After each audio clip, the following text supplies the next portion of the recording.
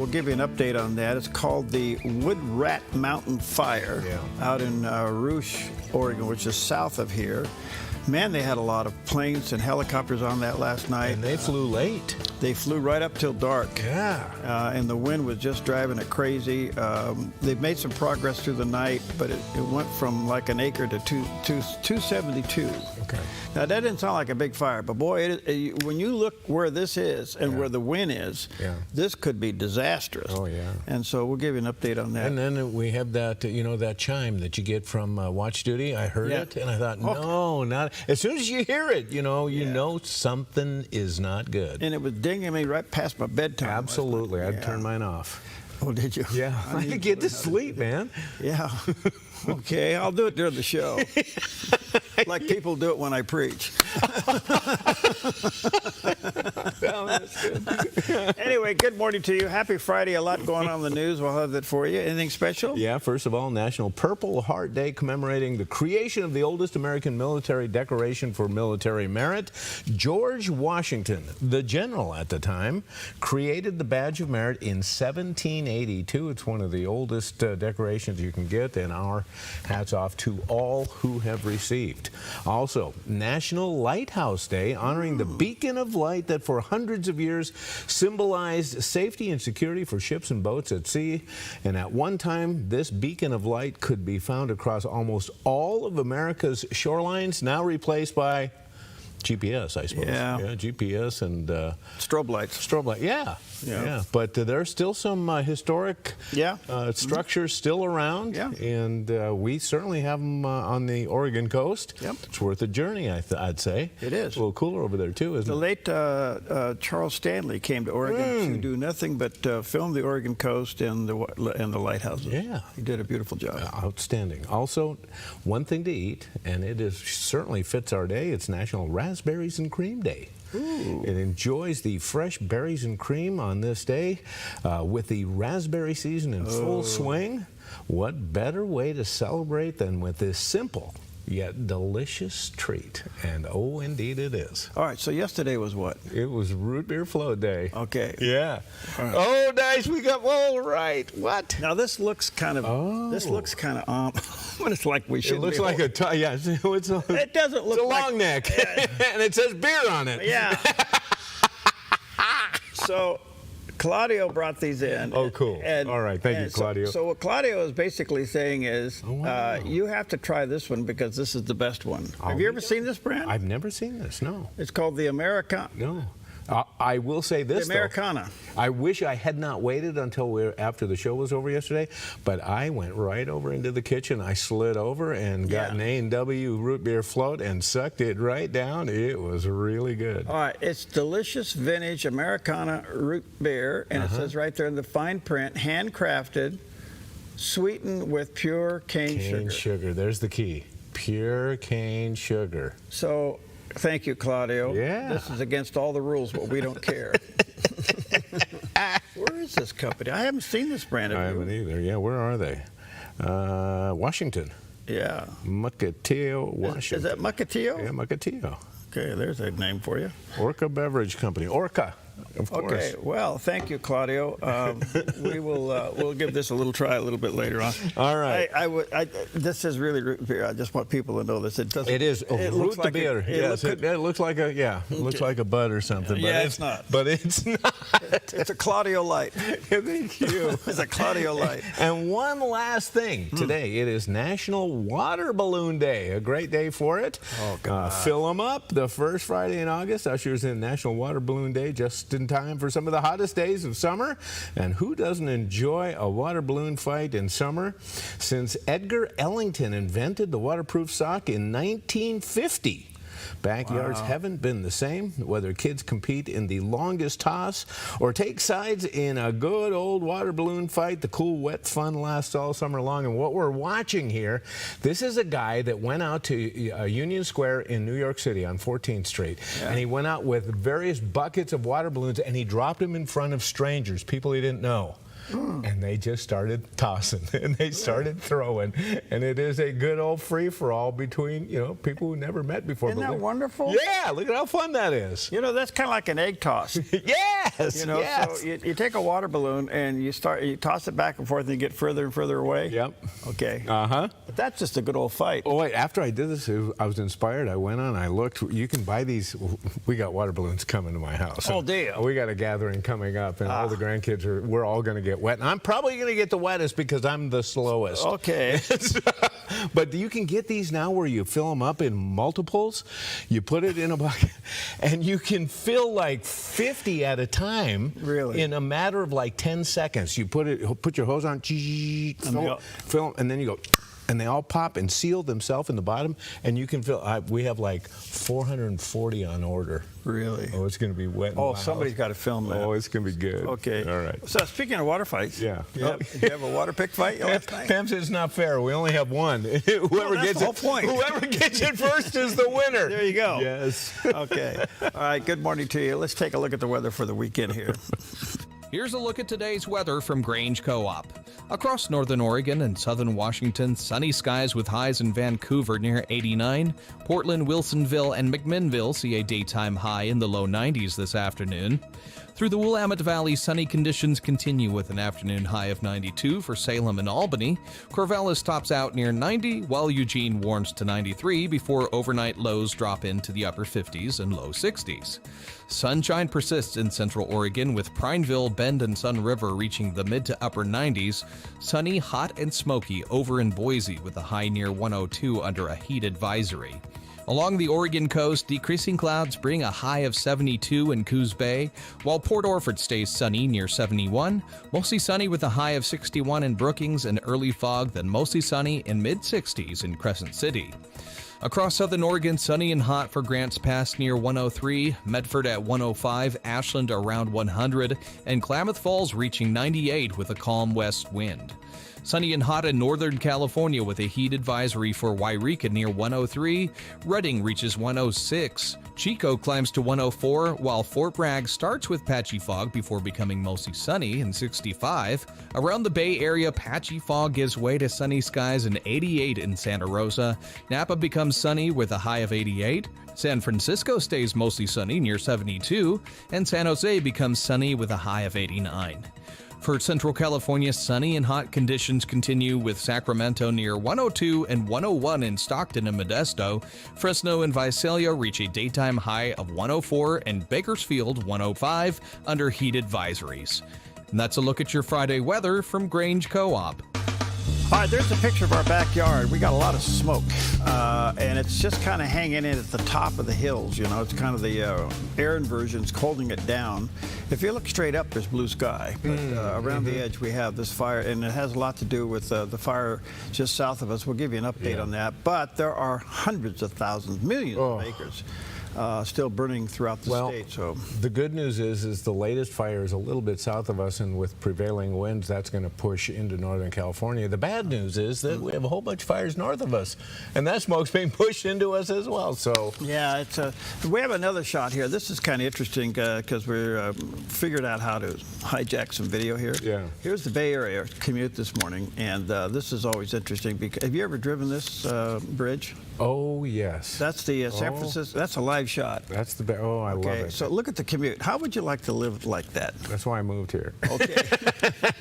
I didn't. Well, you Do you realize how early these people got up to cross that bridge? Oh golly, And, yeah. And if they're going into the city. Yeah. Now the lower part's going the other way. The other part's coming into the city. Right. If they are.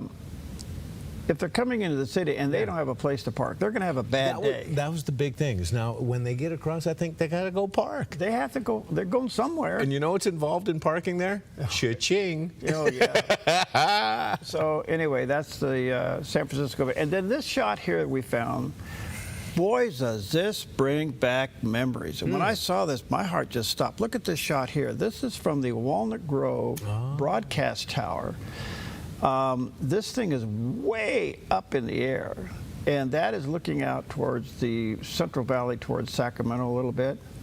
Now, that I experienced for years flying. No kidding. Wow. I'd get up early in the morning, and I would be airborne long before this. Okay. All right. Okay, and that is such familiar territory to me because when you get down Sacramento and you get down to the south end and you get down towards Walnut Grove, Elk Grove, in that area, and you get out in what they call the Delta area. That's part of the Delta Canal system. And that comes in from Suisun Bay and goes all the way down through the Central Valley, part of the water system. So I'm assuming that this is all lit up at night, this tower that we're Oh, on. this tower is so, I have to look up the exact, I forget how tall it is. There's another one out there if you look up over to the Yeah, I right. see that one. In fact, there's a third one over to the left, too. Yeah. So, Okay. question. Yeah. All right, so obviously they're lit up. Yeah. And to let you know that you have to steer clear. How clear do you have to steer? Well, that's a good question. I mean, I'd have to look at the FARs now because they changed. That's the flight rules. But the big one is so tall that it actually, the top of it came above the fog. Wow. When the Thule fog rolled in, the tower stuck out above. I have quite a few pictures. I mean, I did it for the radio and television station. I take pictures all the time of that and send it to them. Oh, wow. But boy, that reminds me, boy, that just brings back unbelievable memories. What a sight. I did that every morning for years. Oh, my goodness. Yeah. All right, do you miss it? Do I miss? I miss flying. Yeah. I mean, I bet. I'd like to fly a little more, but I saw sunrises like nobody ever saw. So let me ask you this. You know, you talk about coordination. You know, I can't walk and chew gum at the same time. Yeah, I noticed. What's it like? I know, you got something on your leg that proves it. Thanks, man. I didn't mean to go there, but so what's it like to talk and fly at the same time? Well, I learned that the hard way. Oh, really? Yeah, because my first day on the job, I taxi out, and we had all these radios, and I called the newsroom, and I said, "When's the reporter coming out?" And they said, "Well, you're the reporter." Well, you guys didn't tell me that part of it. My first week on the job was really embarrassing, and everybody was laughing at me because I didn't know what I was doing. I had cars on the wrong road going the wrong way. I love it. I love it. Well, you hung in there, Yeah, obviously. finally I hung in there, but Yeah. but and what we had in the plane at that time, if you could, now this is before we had the television side was just starting to get a helicopter. Oh. And I stuck with the airplane. And my good friend Dan Shively, he was a military pilot, so a helicopter pilot. So he took the helicopter job. And in our plane we had Motorola two-way radios. Oh, okay. Okay. Yeah. We had one for the police department. We had one for the sheriff's department. Oh. And we had one for the highway patrol. Okay. And then we had one that went back to the radio station. Okay. All right. Yeah. Those are the ones that were mounted down on the floor. The ones in the dash were the communication, for the towers and all that stuff. Yeah. So in my headset, Yeah. I'm monitoring all this stuff. Whoa. And we had a radio plugged in, so you had to be listening along. And, well, let's go up now. Let's talk to Perry up there. And it was News Flight 15 or the Airwatch plane. Airwatch, that's what it was. Okay. The first one was Airwatch. And you had to listen so that when they say, Perry, you had to be on there. Okay. In the meantime, you got a cop over here yelling on his radio at you. It was pretty busy. So when you heard the postings from the law enforcement channels, is that where you bolted to? No, we were just monitoring it. Every once in a while, they did call, and this was before the police department had helicopters and all that. Oh, okay. So yeah, I got called in on I did a couple of chases for the sheriff and the police. Oh, whoa. They would say, hey, this car's on Interstate 80. They'd give me a description of, do you see it? I go, yeah, there it is. Yeah. And then they would put like a spike strip up above it. Oh, yes. Oh, the infamous spike strips. There were two, since we're on this a little bit, we're ruining the day. It's Friday, right? Hey, whatever. There's a couple of stories. The first one was a guy hijacked a gal. He kidnapped a gal in her car at a 7-Eleven and took off. Oh, no. And I got the call, and we're flying around out there. And I go, yeah, I see it. And the guy's getting on the causeway, which is the long stretch between Sacramento and Davis. And I said, he's on the causeway. Okay, so I'm flying along, trying to keep this guy. And I went down and got level. At the causeway, you could do this. I literally got down where I waved at him. No way. Okay. Aren't you glad he didn't pull up a gun? No. I just pulled it back. I was flying like 50, 70 miles an hour, something like that. No kidding. And it startled him. So instead of staying on the freeway, he got off on the road and took down this dirt levee road. Okay. Whoa. And all of a sudden, the car stopped. And he gets out and he's running in the cornfield. And I go, what's going on with this? And I'm on the radio talking to the police all this time. Yeah. And I said, he's in the cornfield laying down. I'll circle until you guys get there. And so I just circled around. He's laying down there in the field, and I just kept buzzing around. No kidding. And they came out and they grabbed him. Well, what happened was, the reason the car stopped, the lady reached over and grabbed the keys of the car and turned it off and threw the keys out the window. Way. And it startled him. No way. Yeah. Wow. And then the other one was I chased a bank robber. And and he left Sacramento, and they got him up around Auburn somewhere on Interstate 80. And they should give you certificates or something, some kind of recognition, some No. awards. No, and then the other one is, one of the highlights is picking up Paul Harvey and flying him to the station. I bet. That was a hoot, because he wanted to sit right there and fly the plane. And I said, sure, go ahead. But I have to land it, Mr. Harvey. Oh, okay. Oh, I love it. And that's the rest of the story. That's the rest of the story. We're way past time. All right, what do you got? Yeah, but we got some great encouragement this morning with the late Reverend Billy Graham. And the demons said to Jesus, send us into the swine. And I've often thought to myself how awful the existence of hell must be if you want to live in a swine instead of hell. One of the most tragic and dreadful prayers ever uttered. They didn't want to go to hell. Hell must be awful if the demons begged Christ to send them to the swine. It's a terrible lesson for us to learn. Hell is called in the Bible many names. It's called a horrible tempest in Psalm 11. It's called a place of sorrows in Psalm 18. It's called a place of wailing in Matthew 13. It's called a place of weeping in Matthew 8. It's called a place of torment in Luke 16. It's called a place of outer darkness in Matthew 8. In Revelation 20:15, it's called a lake of fire. Whatever all those things mean, it's terrible. It'll be separation from God. That is hell, to be separated from God. And you can have hell on this earth. And some of you are living in hell now because you're separated from God. The problem with you is not your wife, it's not your husband, it's not your business, it's not your children. It's the separation from God. God loves you. He's there to help you every day. He died on the cross for you because he loved you.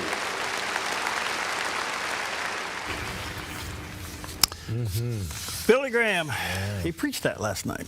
Yeah, it sounds like it, doesn't it? Yeah. All right, good morning to you. Let's take a look at some of the top stories. Quite a few things going on.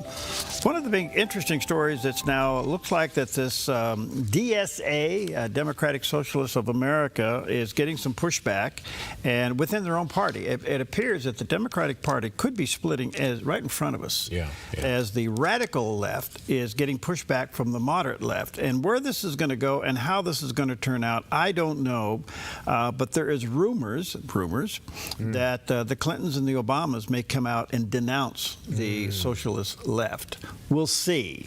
But others are already starting to do that. John Fetterman and others are starting to say, hey, we can't let our party be taken over like this. These people are really crazy. Yeah, well, it's interesting. They have their own little label, the DSA. Why don't they just make them form their own party? Well, yes. Yeah. I mean, something has to happen here. You got. So what's happening right in front of us is the split of the Democratic Party from the traditional Democrat, or at least the liberal Democrat, from the really radical Democrat. Right. You know, we got it going on in the Republican Party. You got the rhinos splitting from the megas. Yeah. Yes. And so it's same old thing, but this has gotten really serious because of the recent election. So we'll keep an eye on that. This story to prove it. Did you see this? Oh boy, did I. All right, so Mayor Mandani is at a police rally. 3,500 people and families attended the New York Police Department 43rd annual patrol rally. Yeah, and he shows up to give a speech. This is in Staten Island, Okay, here it goes. So, do we get more volume on that?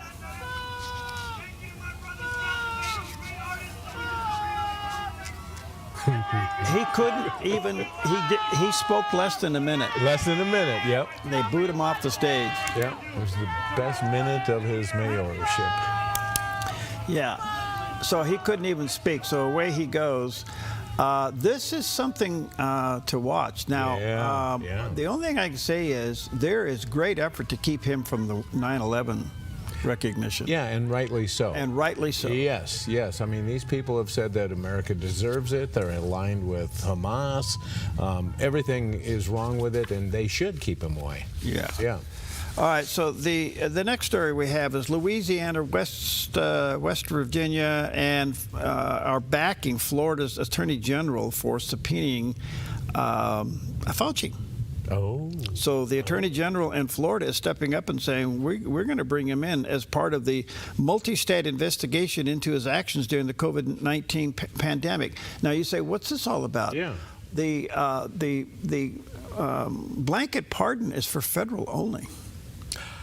Okay. Oh, yes. So state AGs can go after him, and this is what's happening here.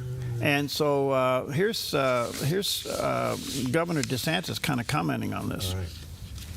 The use of coercion during COVID, advocated by Fauci and many others, that has done huge damage to trust in medicine and doctors, because people see that and they saw how medicine was being weaponized to take away their freedom to make the best decisions for themselves. I think it was a very destructive time, and Fauci was really the ringleader of it.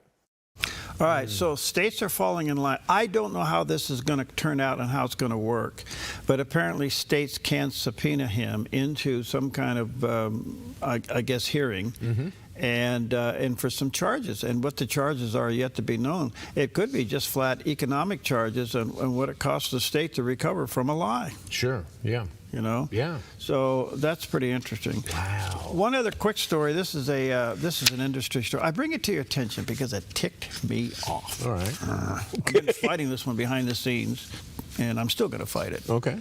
The FCC yesterday lifted the cap of the 39% rule for television ownership. Now, that may mean nothing to you. Right. Okay, it means everything to me. Okay. And so what we found out was that the Federal Communication Commission, there was a vote 2-1 to say that they lifted the 35% ownership rule for for television station owners. And what this does is it allows the big boys to come in and create even bigger conglomerates and squeeze us little guys out and control the content and control the advertising dollars. Oh, gosh. And this goes right back to what we've been talking about, buyouts, consolidation. This is not good. Right. And so the loophole here is that the FCC made this decision without the approval of Congress, and the 39% rule is a decision by Congress. So this is why I don't need anything more to do. Believe me, God knows I don't need anything more to do. Yeah. But I went ahead and went on the board of the NRB for the sole purpose of sitting on the policy committee to fight stuff like this. And so the NRB and other organizations will be filing a suit because this cannot be done, in our opinion, arbitrarily by the FCC. It can only be done by Congress, because Congress came up with the 39% rule. And as we talked earlier in the week, the consolidation of companies, this, folks, okay, I got to hold myself back. Okay. I'm a little ticked, and this is not good for our industry, and so that's my problem. Okay. I'm going to have a root beer Let's float dig and a get over little it. deeper. Do you have any indication why the FCC would do this? Why? Not that I would say anything on the air. Oh, okay. So sorry. Okay. All right. All right. The last one is the president and his big black pen did another one yesterday, and here it is when he was signing the executive order curbing birthright citizenship. Oh. One man came in with a family, said he had 56 children. Another one came in, they said they had 98 children. This was not what it was for. This was meant for the babies of slaves. It was right after 1 week or 2 weeks after the Civil War ended. This wasn't for wealthy multi-millionaires, billionaires coming in and bringing 15, 20, 30 children along with them. It's become a big business, and we're ending that business. Good deal. Okay, so remember, this is an executive order. Right. It's only good while he's in office. Okay. All right, 24 minutes past the hour. Those are some of the top stories. And by the way, that tower, I remember now, it is 2,049 feet tall. Oh. Whoa. So no wonder it sticks it's stuck above yeah. the fog. Yeah. All right, we'll be right back.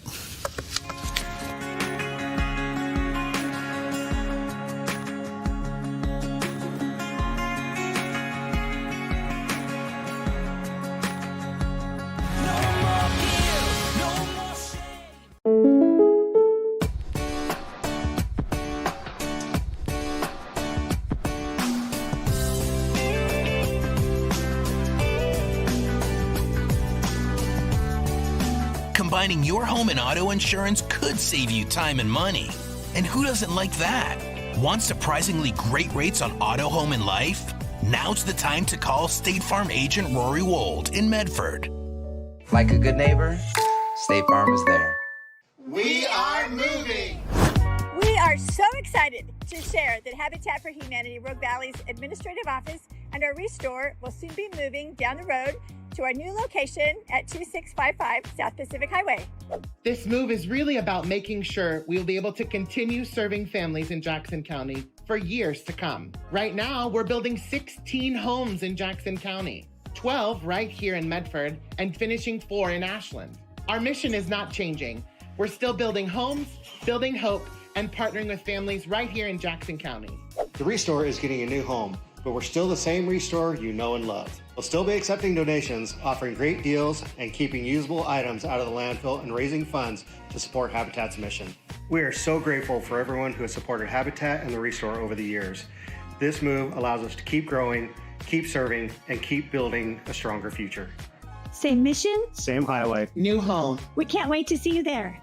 Real Life with Jack Hibbs, now on the Dove TV every weekend. Direct from Calvary Chapel, Chino Hills, Jack challenges today's generation to understand and practice the biblical worldview, verse by verse, addressing key cultural and daily life issues. Deepen your walk with Christ to make an effective impact on your world. Don't miss Real Life with Jack Hibbs, Sundays at 10 a.m. and 7 p.m. on the Dove TV. Encouraging and informative.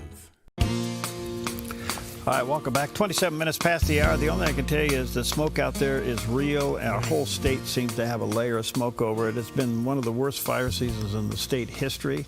Over 2 million acres burned or burning in the state of Oregon. And last night here in southern Oregon, we were all on our edge as a fire broke out just to the south of us in a place called Rouge. It's actually a little bit to the southeast of Rouge. And it ended up being what they call the Wood Rat Mountain Fire. And there's a little bit of a picture of where it's located and how much it's burned. Started off small, but the wind caught it. And quickly went up to 50 acres, 100 acres, 130, 150. This morning it's being reported at 272.5 acres, 0% containment. But boy, did they have the assets on that yesterday. I mean, they had 3 airplanes flying, at one time 6 helicopters. So they were on it right up until dark. Outside our door here are 3 tankers over here at the tanker base, so they could be flying again early today. Yeah. But this just flat puts you on edge. And so this is not good. If that wind shifts, oh my stars, it could just, who knows. Yeah. And this is what the state of Oregon has been living with. Now, some of it's in Northern California. They have fires down there. The Hay Creek fire, they're getting it, but it's 200,000 acres. What they call the Roe Creek Complex fire, 345,000 acres. Those are some of the fires to the north and to the northeast, out in central Oregon, way up in the northeastern part of the state, and even into Washington state, and clear up to Spokane, where those fires. And by the way, this guy that they picked up, I guess he's admitted to starting a bunch of fires. Yeah, yeah.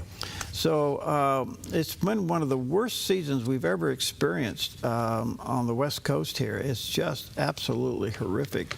And we have another day of triple digits before it backed down. But, man, here we are at the beginning of August. We got August and September to get through. Yeah, exactly. And this is really tough. So in our backyard, 0 containment. Oh, look at that. There are some evacuation notices. For those of you who are in the area, you've probably been notified.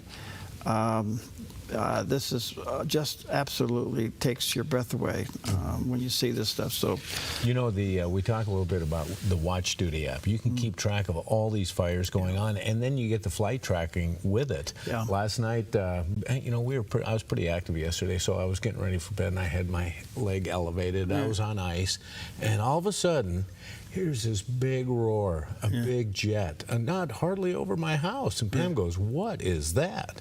So I whip it out. It was the DC-10 coming back home from a fire in Central Oregon. So they fly back and forth? Yes. There's several tanker bases. We're one. And to the late Jack Walker, Commissioner Jack Walker, to his credit, he fought to make sure that Medford was a tanker base. In fact, it's called the Walker Tanker Base.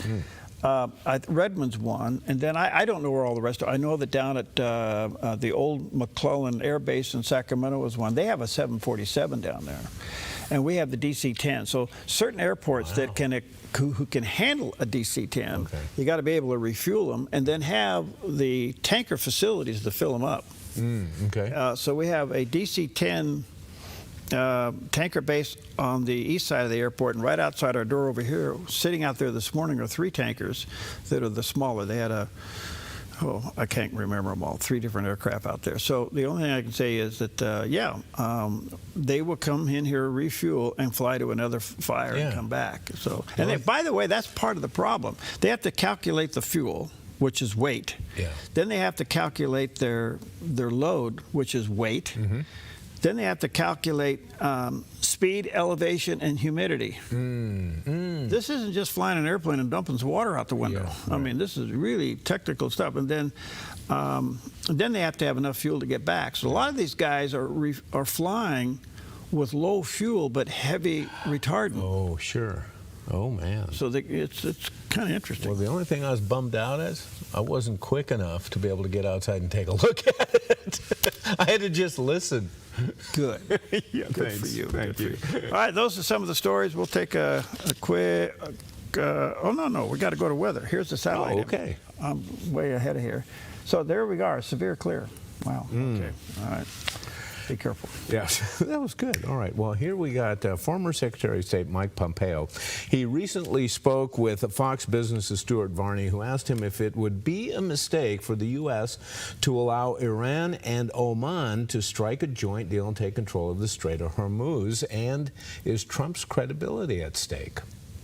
Well, good morning, Stuart. No, that doesn't sound right at all. Indeed, that sounds deeply dangerous to me. And a strategic defeat for Western civilization if we allow a bunch of theocratic thugs in Iran to control an international waterway. The precedent that would set would be staggeringly difficult for the world to manage. And if we're trying to get down inflation, lower energy prices, that's the wrong direction. Giving the Iranians control of the most important international waterway for energy would only drive up the cost of energy in the long run, Stuart. President Trump has demonstrated his willingness to impose enormous costs on the Iranian regime, certainly with the strikes against their nuclear program, alongside the Israelis against their senior leadership. But even more than that, remember, we still have a blockade in place. We don't talk about that so much anymore. We still control the strait today. Who gets to move, which ships get to transit that place, and that is putting enormous pressure on the Iranian regime. So I think in the end, the president's credibility will be restored when we get the outcome that he has said that he wants. No pathway to a nuclear weapon, destruction of their ballistic missile program, and their terror proxies completely unable to continue to be funded. I thought Mike Pompeo was a good Secretary of State, and he can communicate very well, and he gets it. But there's a couple of things here. One is there's an indication that the president's credibility is waning over this. Go stop, go stop, go stop. People are kind of going, what's going on here? Right, okay. The other thing is, I cannot believe how much bogus news is out there. Yeah, true. Yeah. I mean, the president calls it fake news. Okay, you can give it every name you want. But if you don't know what you're looking at and you don't know how to cross-examine it, you're going to get the wrong angle on a story. It is just loaded out there. So it's dangerous stuff. All right, we'll take a quick, what do we have today? Yeah, we have raspberries and cream. Raspberries and cream. Yeah, why not? With some Americana root beer. Oh, yeah, well, we're still riding on yesterday's coattails. There ain't no reason to avoid that. I wonder what Claudio had in mind here. Yeah. He's bribing me for something. We'll be right back.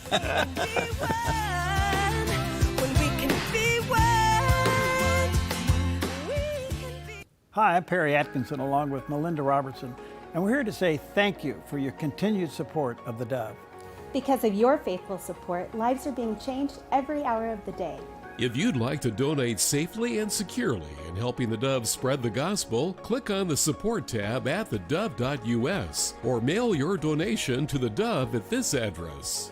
Thank you for your continuous support of the Dove. And you can support the Dove today safely and securely online at thedove.us. Come fall in love with Northridge Senior Living. where contemporary sunlit interiors meet old-world elegance. Walk through our lovely hallways and enjoy the fun staff-led activities. Forge lasting friendships with other residents and our exceptional caregivers. Dine in style. Gather near the fireplace under breathtaking chandeliers. Our reasonably priced apartments are spacious with private balconies.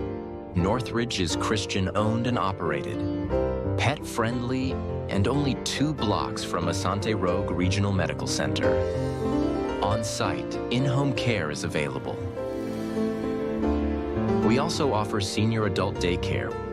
Your loved one can spend the day with us and the evenings with you. Northridge Senior Living, your home.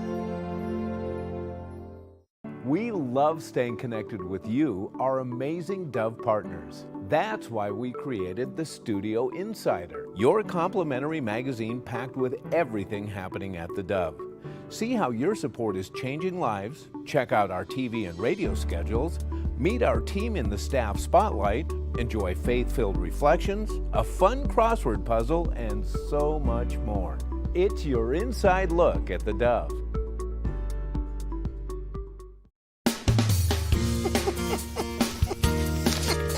Hey, welcome back. Happy Friday. Yes, I love it.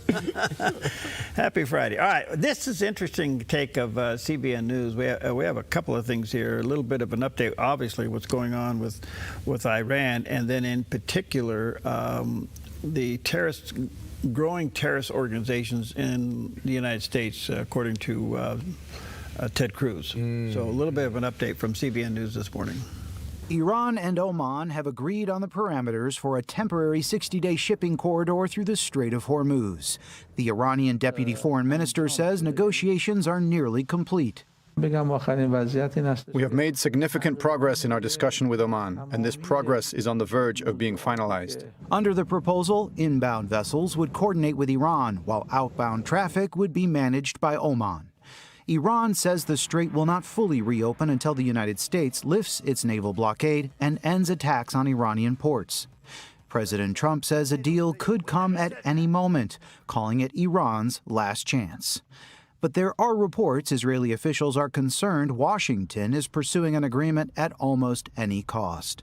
Prime Minister Benjamin Netanyahu signaled Wednesday that Israel is prepared to act alone after a post by Israeli media reported that Iran's Revolutionary Guards commander admitted they're pursuing a nuclear weapon.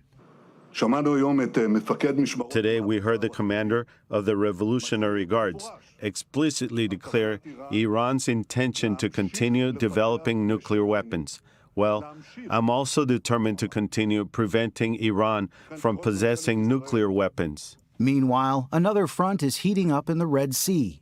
The Yemeni armed forces were able to target the Saudi oil tanker Wafa in the northern Red Sea, off the coast of Yanbu, with a number of ballistic missiles.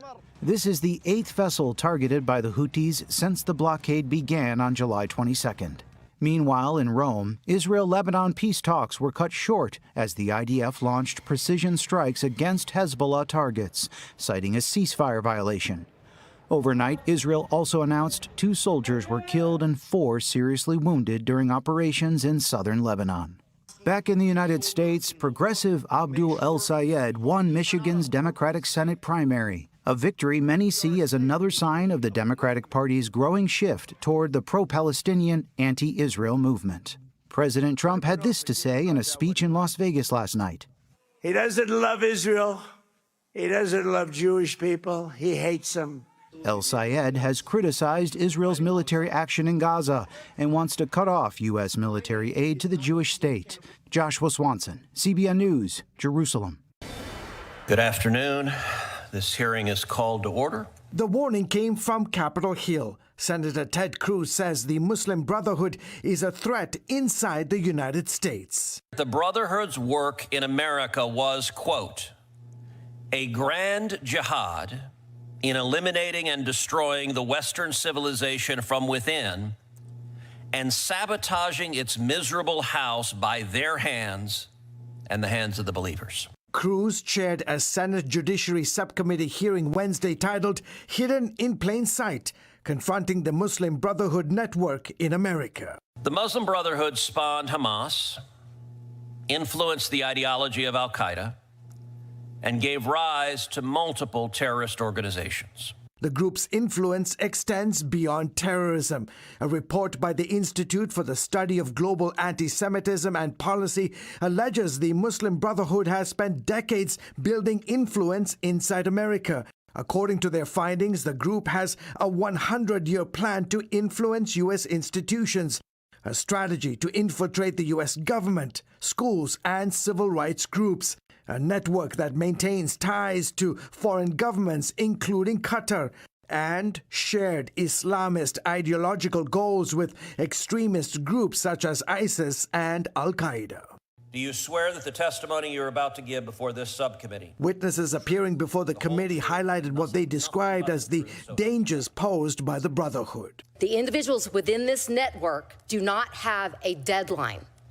If it takes them 100 years to achieve this goal, they will steadily pursue it. The hearing comes as the Trump administration steps up its crackdown on individuals and organizations tied to the Muslim Brotherhood or Hamas. In January, the administration designated the Egyptian and Lebanese branches of the Muslim Brotherhood as terrorist organizations. Last month, a Treasury Department sanctioned a senior Muslim Brotherhood official and 3 others over alleged Hamas financing. The Muslim Brotherhood told us who they are. They told us that they wanted to infiltrate American universities, media outlets, and research centers, and that is exactly what they've done.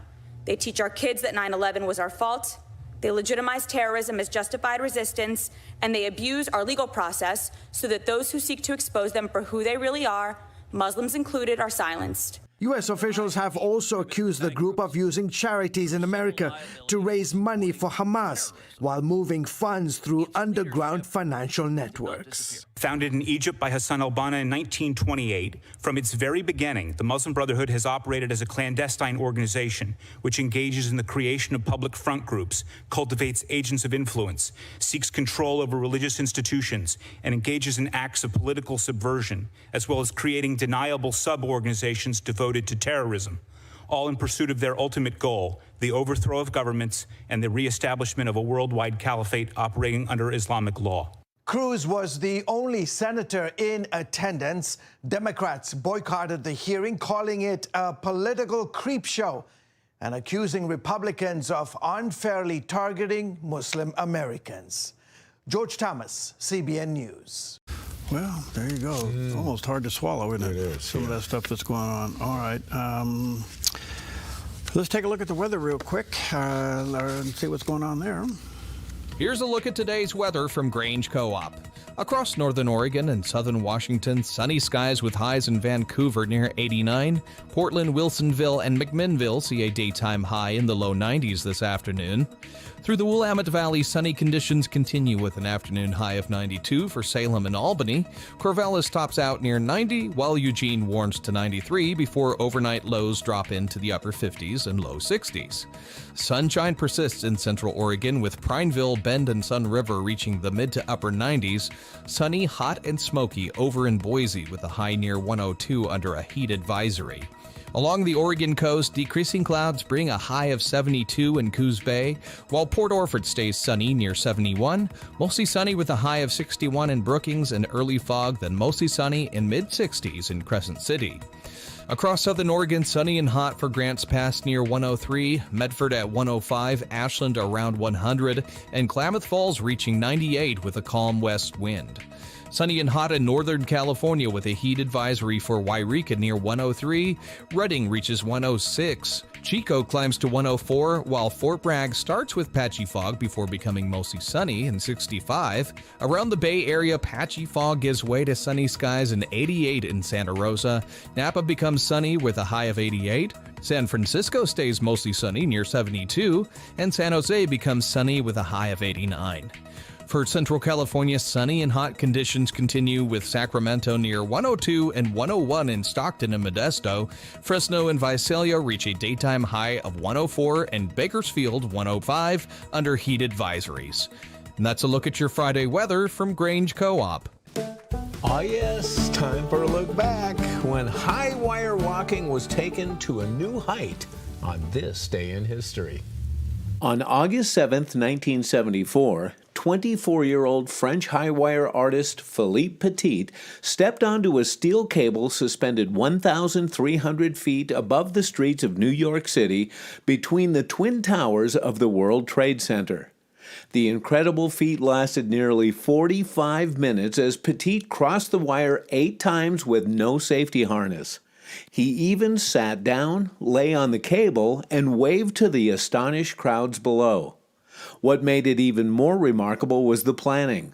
Petit spent years preparing, secretly scouting the towers, disguising himself as everything from a construction worker to a journalist, and using a bow and arrow to pull the cable into place between the buildings. He was arrested when he climbed down, but the charges were later dropped.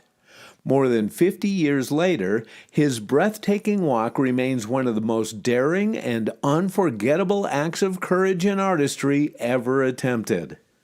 Great movie about it called The Walk. If you have a chance to watch it, take a look. It's fantastic. So isn't it interesting how he pulled that off and got all that done without anybody knowing about it? Yeah, well, you know, this was pre-9/11. You could get into tall buildings, you could sneak around and do stuff like that, and now security is a lot different in most of these places. But yeah, he pulled it off.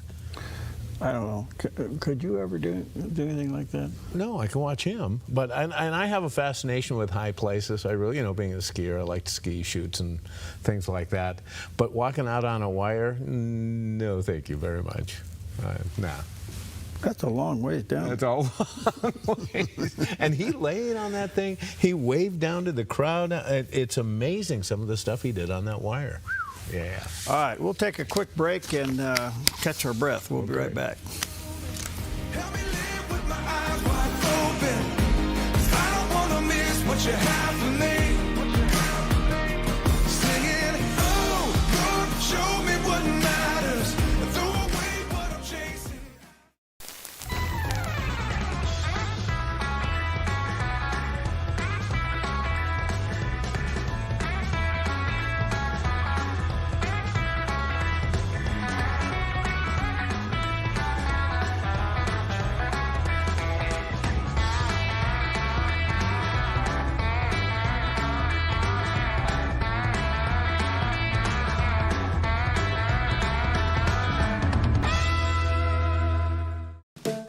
Jerry's Historical Archives. U.S. History. Great moments in time. Record breakers.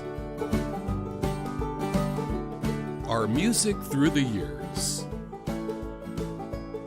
Historic leaders. Moments to remember. Go back in time. Back in the day. TV shows of the past. Nostalgia. It's a wonderful trip down memory lane with fun and interesting stories you might not know about. Relive the past and learn something new. Open up Jerry's Historical Archives. Weekdays only on Mornings on the Dove.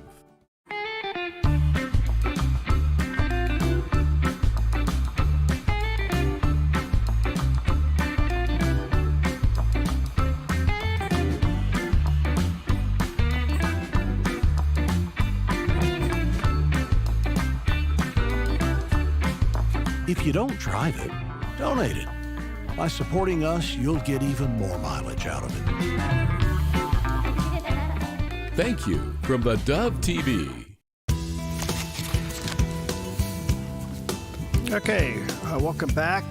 The other day I had retired Colonel Wes Martin on the program. Really quite a guy. I've had him on a couple of times. If you go to his webpage, you're going to see that this guy's actually quite the hero. Anyway, he's retired now, and I asked him if the main goal of the United States and Israel is to de-nuke Iran, can they do it without regime change? And here's what he had to say. No, And that's the point I keep making. The only way you have got to remove the regime. Trump said after the attacks last February, he wasn't trying to change the regime. Well, then why did he take out top leadership? And that was a good start, because in January, he warned the leadership that if you keep attacking the Iranian people, then I'm coming in. And he did come in February. He should have reached out to the Iranian people at that time. And I've got to emphasize, the Iranian people are very good people. We got to separate them from this fundamentalist regime that's terrorized their lives since 1979, and the Shah before that since 1953. These are good people. And I'm working with them to unite. And this morning I had conversations with both Voice of America to talk to the Iranian people and with the leadership of the primary resistance movement. We've got to bring together the Iranian people and bring Trump's administration, recognizing them and working with them. It's very feasible. And that's the only way we're going to be able to make sure we have a stable Middle East and we don't have the #1 exporter of international terrorism running the government in Iran. Every time we stop and we send our pilots back in, those are American warriors. They're fine American warriors. When we stop, we're giving the Islamic Revolutionary Guard Corps time to reposition their equipment, time to get air defense equipment from Russia or China. Sooner or later, we're going to start losing more than just the one plane we lost. It's got to stop. We've got to stop putting our American warriors at risk with this start, go, start, go. Now, back to the issue. The Iranian people are the solution. We cannot put ground troops in Iran. One, the country is just too big and it's too diverse. All right, so he goes on to say that we're coming rapidly to the point where, A, we have to do everything we can to continue to weaken the regime. Okay. B, we got to give the citizens back in the streets, and we have to arm them, which, by the way, Kurdistan could be a part of that. Okay. The Kurds are looking at it. I mean, it's very complicated. But the point being is the citizens have been intimidated to stay in because they kill them in the street. Right. So there has to be a combination of things. And if we don't want troops on the ground, we've got to get citizens armed.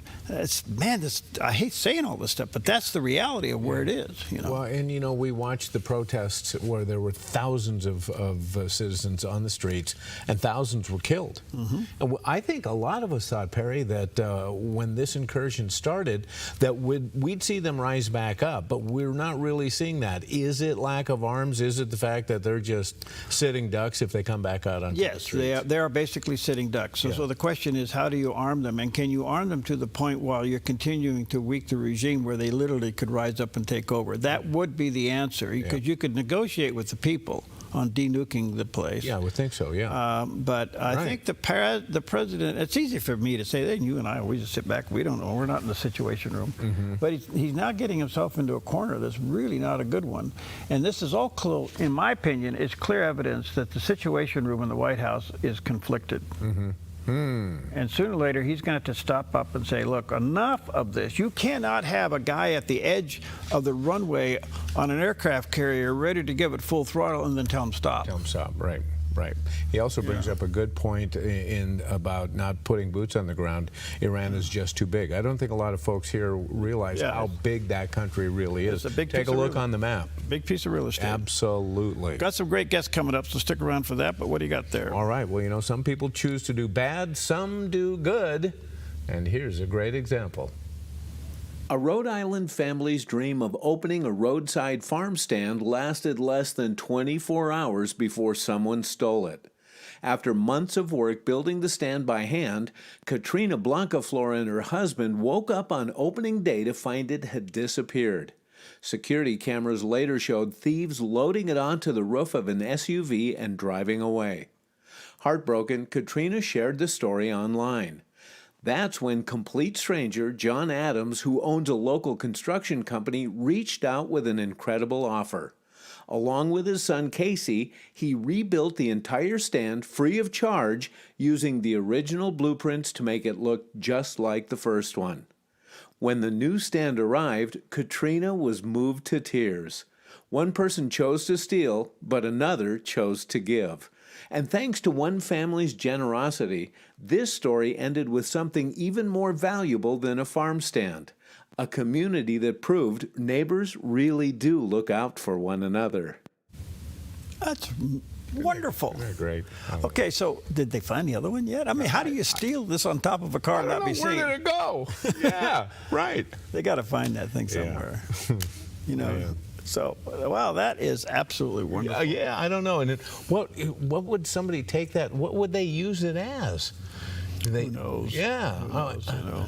Well, maybe a little tool shed or something. But yeah. Well, that reminds me of something, but I won't go down. Oh, no. No. I'll talk to you behind the scenes here. Well, that's the show behind the show. That's the show behind the show. Yeah. Hey, here's a statistic to you. Okay. Did you know that marijuana sales outdo regular cigarette sales now? Oh, really? Yeah. Oh, no way. So if you just think that's some kind of smoke in the air, yeah. Well, and you get a headache from it, you know what it makes and me you're think a little of? dizzy out there. You know, if you're going to do remember the Marlboro Man? Yeah. Yeah. Remember Pat Daly's version of Stone? Yeah. That's the new Marlboro Man. All right. We'll take a quick break. We'll be right back. There's a kind of love that God only knows. Applegate River Golf and RV Resort, a pristine 9-hole course alongside the Applegate River. Their clubhouse offers a golf simulator experience. The RV resort is adjacent to the golf course with convenient pull-through parking. Applegate River Golf and RV Resort. Information at applegateRV.com. When life feels heavy, your body feels it, your mind feels it. That is why I created Organic Elements Wellness Spa, a place where wellness is not a luxury, it's a way of life. Step into our wellness lounge with a Himalayan salt room, infrared sauna, steam room, and invigorating cold plunge. Restore your nervous system, detox your body, and clear your mind. Then experience customized massage, advanced skin therapies, and result-driven facials, all designed to help you look as good as you feel. There's nothing else like this in Southern Oregon. This is your space to heal, to reset, to glow. Call today to book your private wellness party for up to 15 guests or surprise someone special with a gift certificate. Visit Organic Elements Wellness Spa on East Main Street in Medford. Book online at organicelementspa.com. Wellness is wholeness. Voted best of Southern Oregon. Most people have no idea what their money is funding. That's why it's so important to know who you're investing in and what they stand for. At Financial Issues, we help Christians invest with biblical values. Our daily live broadcast covers the economy, markets, and even politics through a financial lens grounded in a biblical worldview. Watch Financial Issues daily at 5 p.m. Pacific Time right here on the Dove.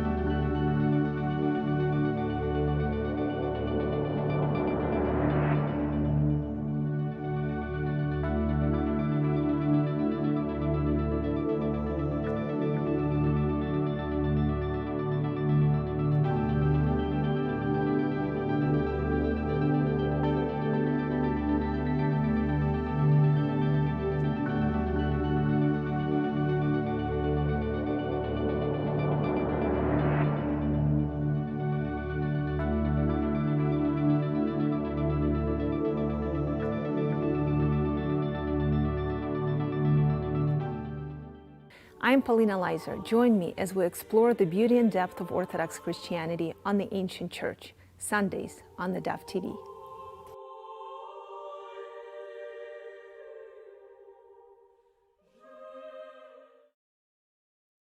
Good morning.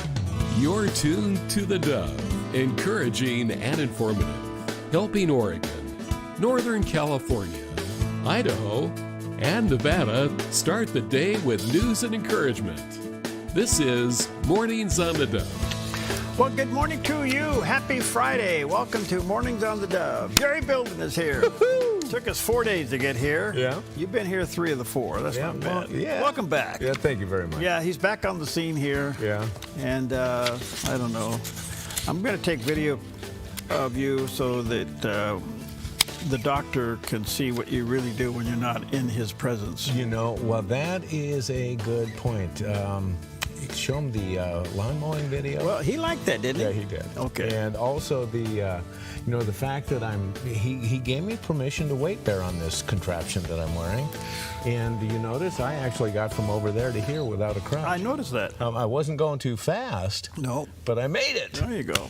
Anyway, good morning to you. Happy Friday. A lot going on in the news. Smoke out there. Oh, yeah. Our worst nightmare, we had a fire break out just to the south of us here yesterday afternoon, evening, and it's better known as the Wood Rat Mountain Fire. We'll talk about that. It's out kind of like the southeast area of Rouge. Very dangerous. Boy, they had a lot of airplanes and helicopters on it last night. And then the wind. The wind is the problem. We get this afternoon wind. It starts about 3:30, 4 o'clock, and it just really howls right up to about 7, you know. And that really caused havoc fighting this fire. As we speak, it's at 272 acres. Doesn't sound like much, but boy, I'm telling you, that's a problem for us because it's right in our backyard. So we'll give you that and other highlights. But outside, smoke. I got a question for you. Who named that mountain? Well, I don't know. Wood Rat? The only thing I can think of is that it was the wrong party to go to. It was a party and something happened and they named it Wood Rat. I don't know. We may not want to know. I was just curious. Yeah, okay. All right. What's going on? What do you got? First of all, it is National Purple Heart Day, commemorating the creation of the oldest American military decoration of military merit, and it was started by General George Washington on this day in 1782. Oh. An old one, and our hats off to all who have been honored and have been awarded that. National Lighthouse Day, honoring the beacon of light that for hundreds of years has symbolized safety and security for ships and boats at sea. And of course, at one time, these lights were up and down the coasts of America, and now replaced by, well, you know, iPhones and GPS and whatever they use. And strobe lights. And strobe lights, yeah. And I'm sure that the GPS units on ships are much, well, are they more advanced than what we carry in our phones? Oh, gosh. Some of that stuff that's on airplanes and ships is amazing. I bet. But the late Charles Stanley came to Oregon, and he was his hobby was photography. Okay. And he did a lighthouse feature calendar of Oregon coastline. And you know, I've seen some of these photos of some of these lighthouses that are on outcroppings, and these huge waves come and hit it, and the splash is as big as the lighthouse. It's just beautiful. Yeah, just beautiful. Awesome. Also, we have something to eat, and it is perfect for the season. National Raspberries and Cream Day. You can enjoy fresh berries and cream on this day with the season in full swing for raspberries. And what better way to celebrate than this simple yet delicious treat? And it is. Okay. And what was yesterday's? Yesterday was Root Beer Float Day, and we kept celebrating, and it's not done yet. Well, we've been Claudio'd. Yes, we have. Check it out. Now, this looks ominous, but it actually is. Yeah, it's a long neck. It's a long neck. Yeah. So I didn't. Did you know this brand? I've never seen this. No. It's called Americana. Americana, delicious vintage Americana root beer. It is handcrafted, sweetened with pure cane sugar. The real deal. So Claudio heard us trolling, I guess. Did we? We troll. We don't troll. Well, and we really hit it too on A&W yesterday, and boy, we worked that after the show. We'll look this over, but thank you, Claudio, for thinking of us. This is from Washington State. Yes. Yeah. Please recycle. Orca Beverage Company in what's Mukilteo? I don't know. I don't know where it this looks like it's something else, but it's not. It does. It looks like a bud. Oh, it's a Claudio Light.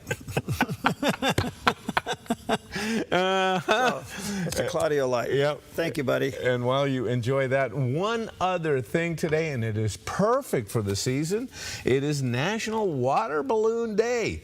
Fill them up. The first Friday in August ushers in National Water Balloon Day just in time for some of the hottest days of summer. And what kid or adult doesn't enjoy a water balloon fight in the hot summer day? Since Edgar Ellington invented the waterproof sock rock in 1950. I didn't know that.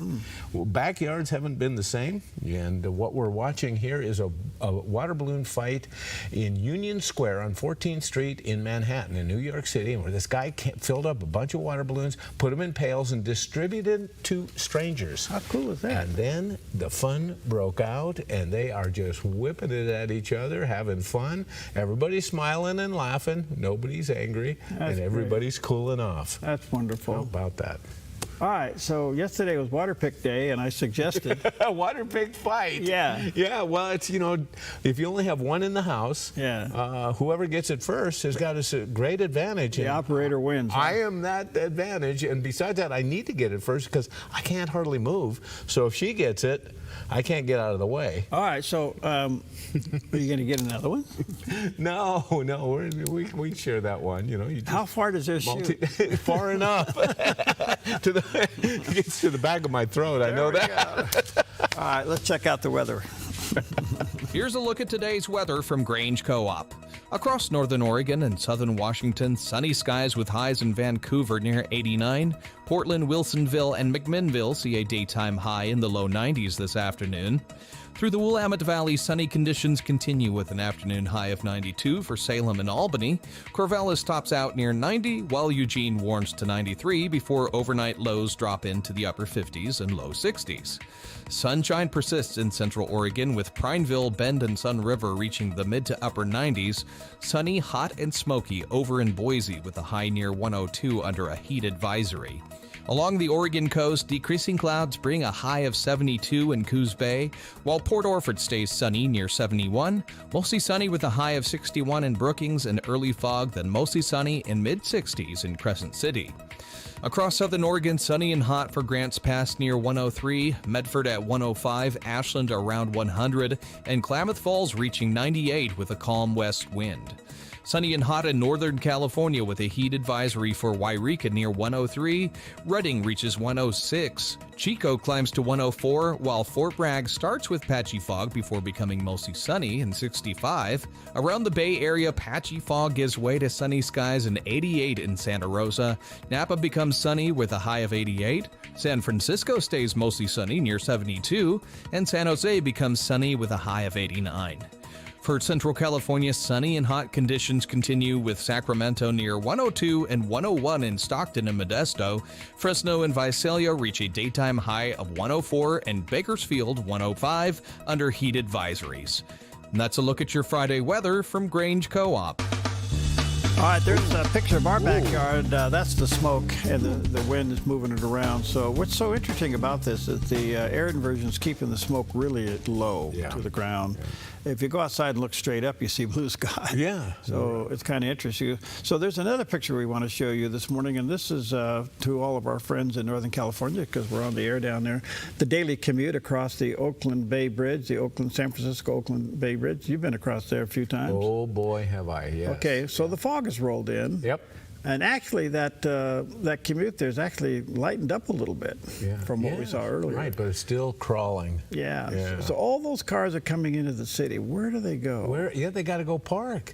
Wouldn't you like to? Wouldn't you like to own parking lots in San Francisco? Either they cross over and then they either go north or go south. Who knows? But then the other shot we want to show you this morning. This is when I saw this picture. This is a live shot of something that I'm very familiar with. Oh. This is in Elk Grove, California. And this is off what they call a broadcast tower, one of the tallest. It's the tallest. I think it's the tallest structure in California. It's a little over 2,000 feet tall. Oh my gosh! And pilots know about this. And when the valley socks in what they call tule fog, this tower pokes out on top of it. Yeah. And it's lit up, obviously. It's all lit up. Yeah. A bunch of television stations are on it. But there is a little bit of the. That's what I would see almost every morning when I flew for the radio and television station. And you take off. I saw beautiful sunrises, but that's the Delta area. Okay. that goes from Sacramento all the way down through Stockton, that area, and goes all the way out towards the Bay Area through what they call Suisun Bay. And all of that is part of what they call the Delta area. And boy, I used to fly over that every morning. Well, you talk about how tall it is and that it is lit up. Obviously, you have to steer clear of it. But you brought something up I didn't really think about, and that's the guy wires that help stabilize it and how far out they extend. I mean, that's a special caution in itself. Yeah, the guy wires that hold these things up go way out there. So so I flew the fixed-wing aircraft, and Dan Shively, my buddy, flew the helicopter for Channel 3, and he'd fly that tower quite a bit, but he could land at the base of it because he could go out there and fly between the guy wires and land right at the at the base of the tower. Wow. Us fixed-wing guys, we had to stay way away from it, you know.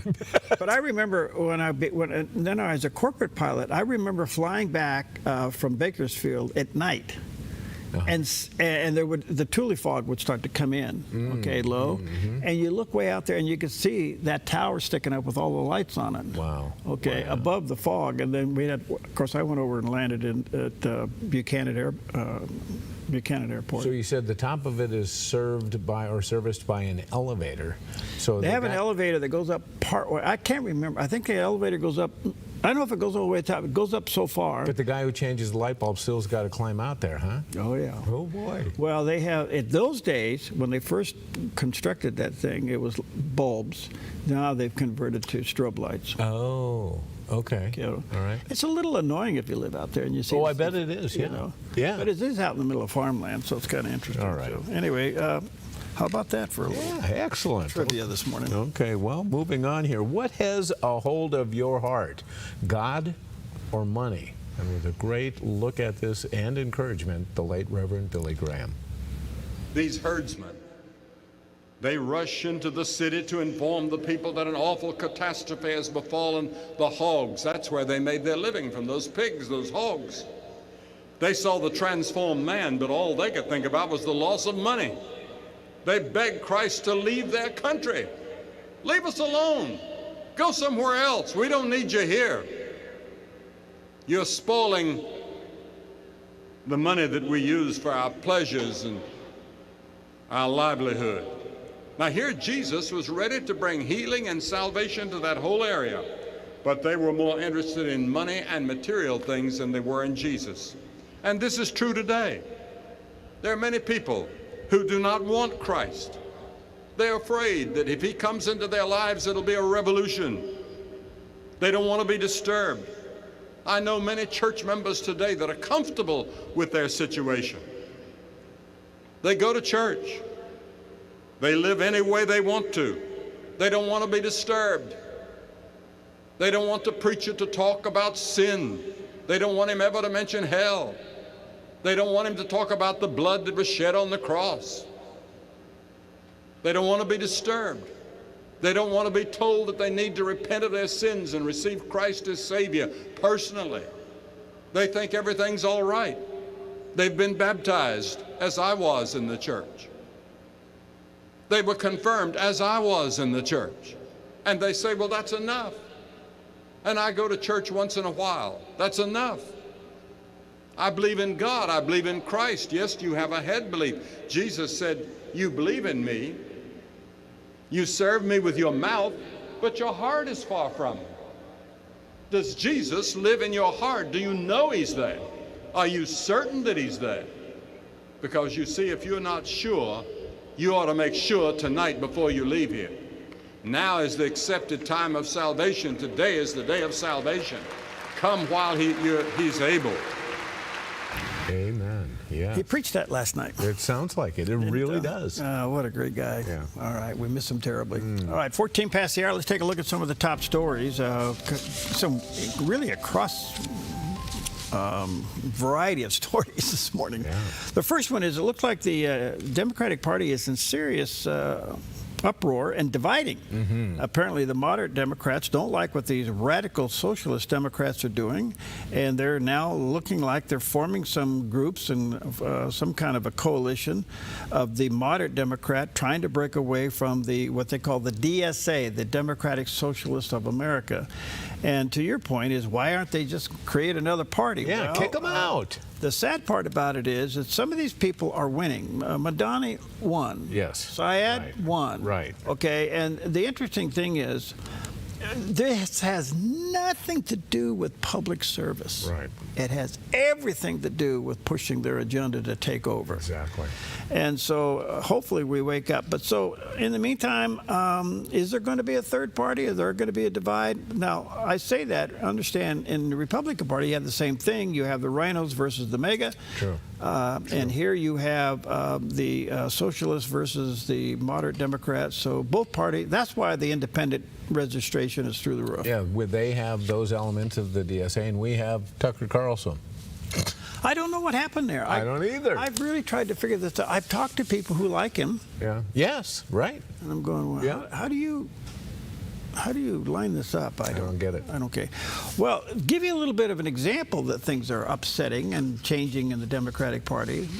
The great Mamdani was Kami Mamdani. Well, is that what they're calling him? Yeah, that's what I'm calling him. Kami Mamdani. Kami Mamdani. Well, there you go. Yeah. Well, anyway, he tried to attend and address a 3,500 resident and family attending the New York Police Department 43rd annual rally. So he steps to the stage and look at this. Yeah.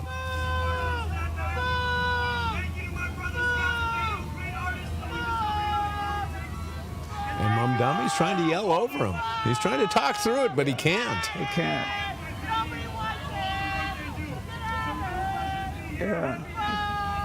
So he spoke less than a minute and left. The best speech he's given. That's probably the best one he's ever given. Yeah. This is a real sign. Yeah, it is. This is a sign of hope. Now, there is movement to keep him away from the recognition of 9/11 coming up. Boy, they should. And I don't know, how can he possibly go to ground zero when he has publicly said America deserved 9/11? Right, and he's in alignment with those in Hamas. He's like, come on. So anyway, a little bit of a split there. Yeah. Here's another little interesting story. Are you ready for this one? Yeah. It looks like Louisiana, West Virginia are backing Florida Attorney General in issuing a subpoena to Dr. Fauci. States are lining up. So remember this, ladies and gentlemen, if we can remember these things. It's kind of weird. And that is that the blanket immunity was for federal only. The states now can go after them. And apparently they're lining up to do that. These states are saying... backing the Attorney General from Florida who wants to bring him in and say, we need to take a look at the damage you have caused our state. Wow. So this could be a whole nother round. Here's the question. Does he declare the fifth at this level? Of course he will. Absolutely. Okay. Yep. So in the meantime, Governor DeSantis said this about the issue.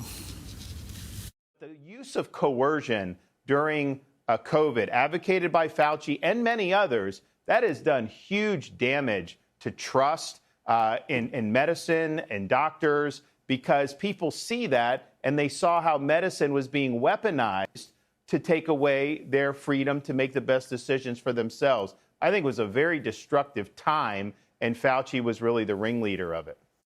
So I don't know how and what charges they bring to him, but he is vulnerable to state investigations. Yeah. And this has a lot to do. And as you know, yesterday they did advance, or day before yesterday, the committee advanced contempt charges. Right. And you have mentioned the blanket pardon. Right. But has the question been answered about how valid is a blanket pardon that was signed by the auto panel? Okay, so that's part of the argument. Okay. Is it valid? Okay, who knows? Yeah. That's a legal issue. Right. He gave an opening statement, then he declared the fifth 111 times. That is an ambiguity that needs to be looked at, okay? And then the chairman, Paul, says, we're not going to send this on to the Senate for a vote. We're going to send it right over to the DOJ. That's an issue. Yeah. And it's all on contempt charges, which have to be defined according to law. And what has not been put on the table yet is obstruction. So who knows? Yeah. Oh, boy. I think he's having a bad day. I think so. Okay. And then the other story, I bring this to you only because What? I need a Claudio light. I need a Claudio light. That's root beer, okay? The FCC yesterday scrapped the 39% cap rule. Now, this means nothing to you people out there. It means everything to us broadcasters. And the problem with this move, it was a vote 2-1 within the FCC. The problem with this is that the 39% rule, cap rule for television ownership, was put there by Congress. And the argument now is that the FCC arbitrarily can remove this. And the argument is, no, it has to go back to Congress for approval. So this is going to start a bunch of lawsuits and stuff like that. But basically what it is, by taking this cap away, you can see the consolidation of broadcast companies getting bigger and bigger and bigger. And us small guys, we're going to be left in the dust. This is not good. And so the only I can say is that they'll grow. Here's a real... There's a lot of issues, but one of the big ones, they'll control content. Oh, no. So if you take a left-leaning conglomerate, all of their content is going to be propaganda. Why would the FCC do this? What's up? Well, I have my suspicions, but I'm not going to go there. Oh, well, we want to stay on the air? I'm going to have a Claudio light. Oh, man. This is a Claudio light. It's confusing time. We had hope with the new FCC chair and everything. Well, this is really strange. Yeah. Look, I don't know anything to do, but I went ahead and got elected to the National Religious Broadcasters Board for the sole purpose I wanted to sit on the policy committee. And I got on the policy committee to fight this very stuff. And there's other things that we're fighting, technical things and all that. Gosh, America is really, the DNA of America is small business. And if you're going to wipe small business out, you know, kiss this thing goodbye. It's just crazy. Anyway, another story is the president's big black pen. You ever watch him sign? And that signature that he makes with it? Oh, boy. That's not an auto pen. No. But anyway, he put it on curbing birthright citizenship, and here he is talking about it. One man came in with a family, said he had 56 children. Another one came in, they said they had 98 children. This was not what it was for. This was meant for the babies of slaves. It was right after 1 week or 2 weeks after the Civil War ended.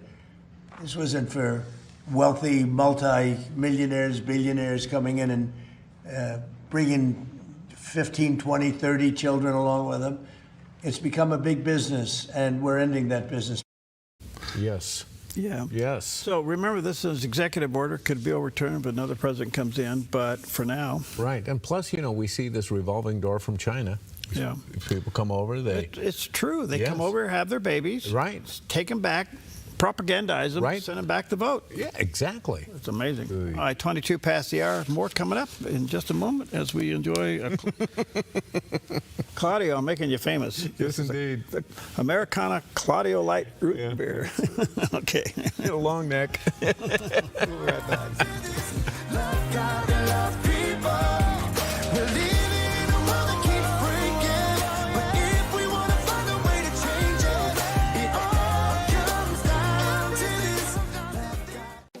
Since 1934, Grange Co-op has been more than just a store. We've been a cornerstone of our community, owned by people like you. We proudly offer top-quality farm and ranch supplies, including our own Rogue feed, as well as workwear, Western apparel, garden essentials, and pet care products. By signing up as a Grange Rewards customer, you not only enjoy exclusive benefits like special offers and 1% back on most purchases, but you also become part of something bigger, a cooperative that you own and help shape. Join Grange Rewards today. I'm gonna let it shine, gonna let it shine. This little light of mine, I'm gonna let it shine. This little light of mine, I'm gonna let it shine, gonna let it shine. Oh, shine. Millions are struggling with life and their walk with God. Transformed is a groundbreaking series seen right here on the Dove TV that every week takes you behind closed doors to witness biblical counseling with real people facing real issues. It was common to me to feel like I just wanted to escape. It could be anxiety, depression, addictions, or other concerns. No issue is taken off the table. To just get the pain out of my head and out of my heart. The Bible has answers to life's problems. God's wisdom is better than man's. Lives are changed because God's hope is offered, not just treating the symptoms. It's through the eyes of faith. Trusting what God says and being willing to obey what God says, even if it's not what you immediately feel. Join Dr. Greg Gifford and see lives transformed from brokenness to wholeness. Mondays at 8:30 and Thursdays at 5, only on the Dove TV.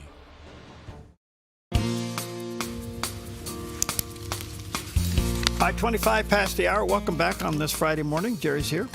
Yep. And I'm here. Yeah. We're here.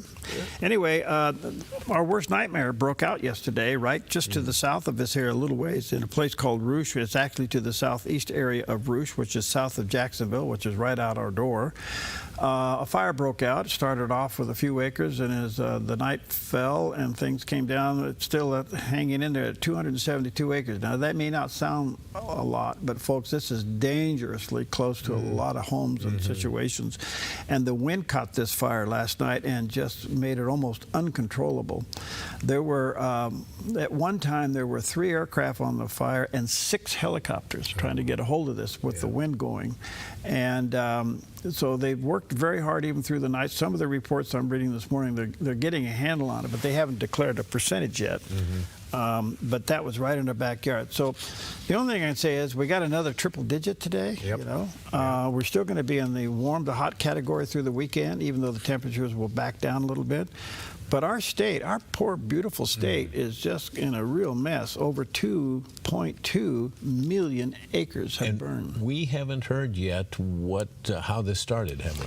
On this one? Yeah. No, we haven't. Or the other ones, as far as that goes. We know that the East Evans Creek fire ended up being a car accident that got out of control.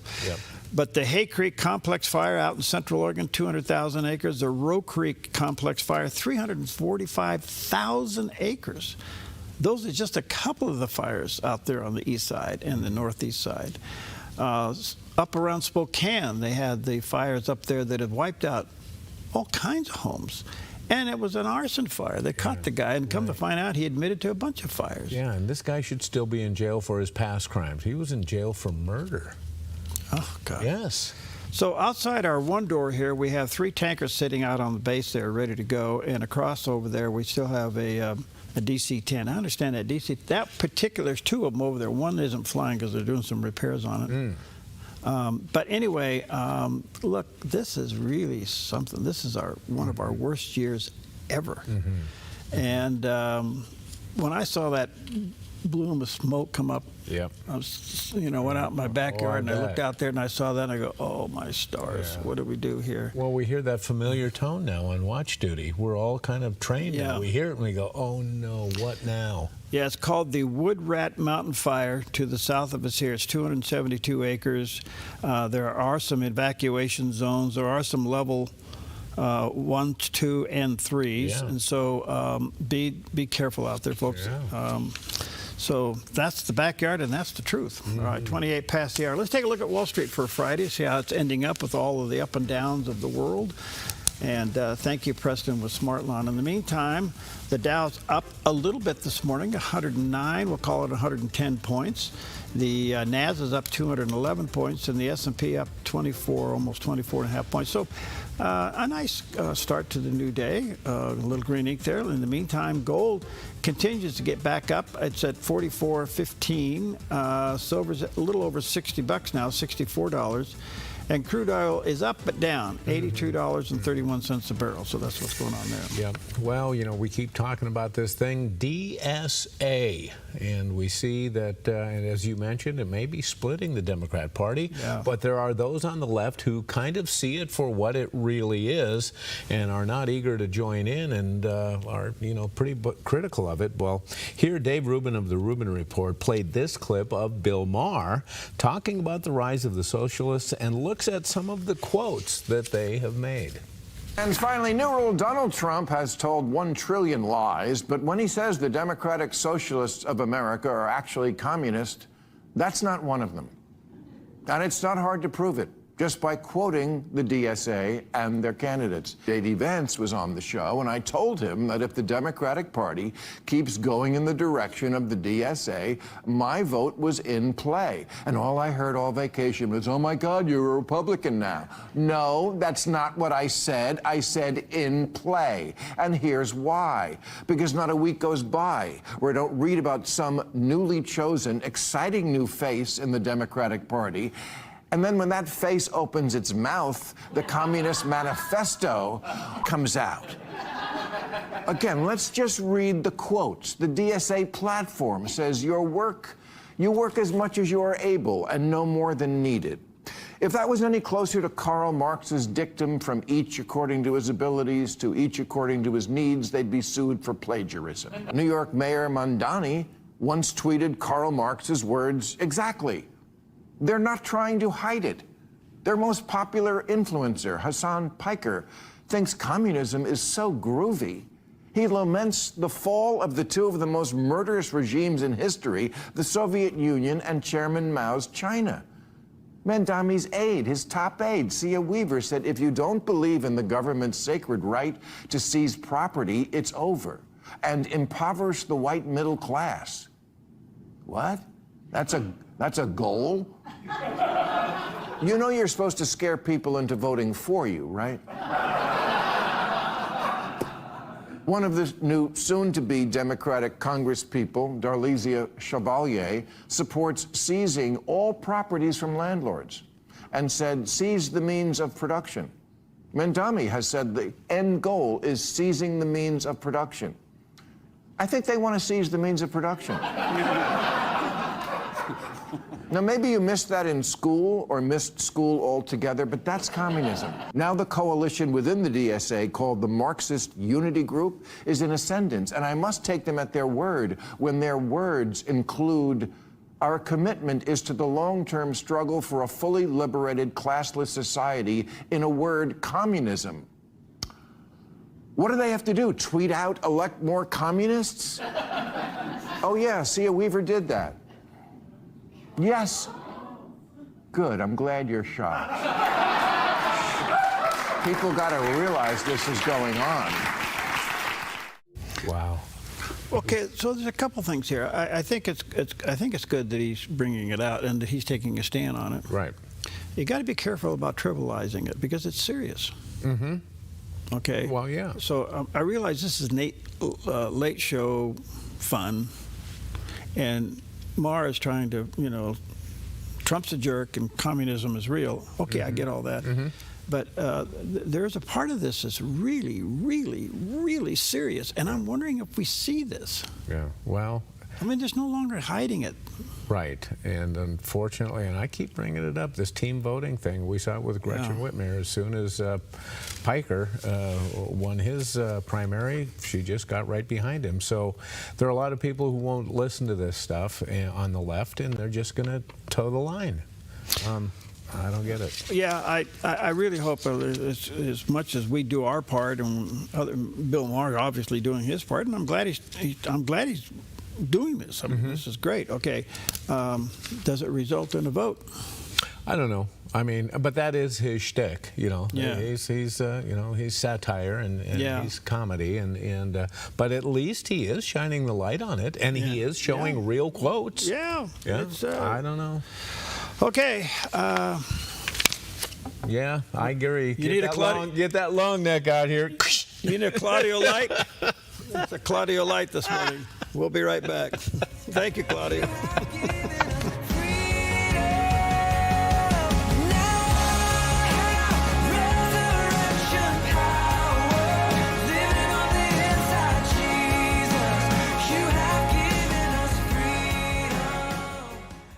Your yard is where life happens, but it can be muddy and hard to maintain. Enjoy a maintenance-free artificial turf lawn all year round with Smart Lawn LLC. No mowing, no fertilizing, no watering. Our synthetic grass is beautiful and resilient. It's certified to be lead-free, and there's no need for pesticides. Safe for your children and pets. Smart Lawn LLC has all your artificial turf and putting green areas covered beautifully. 541-941-3538. We are moving.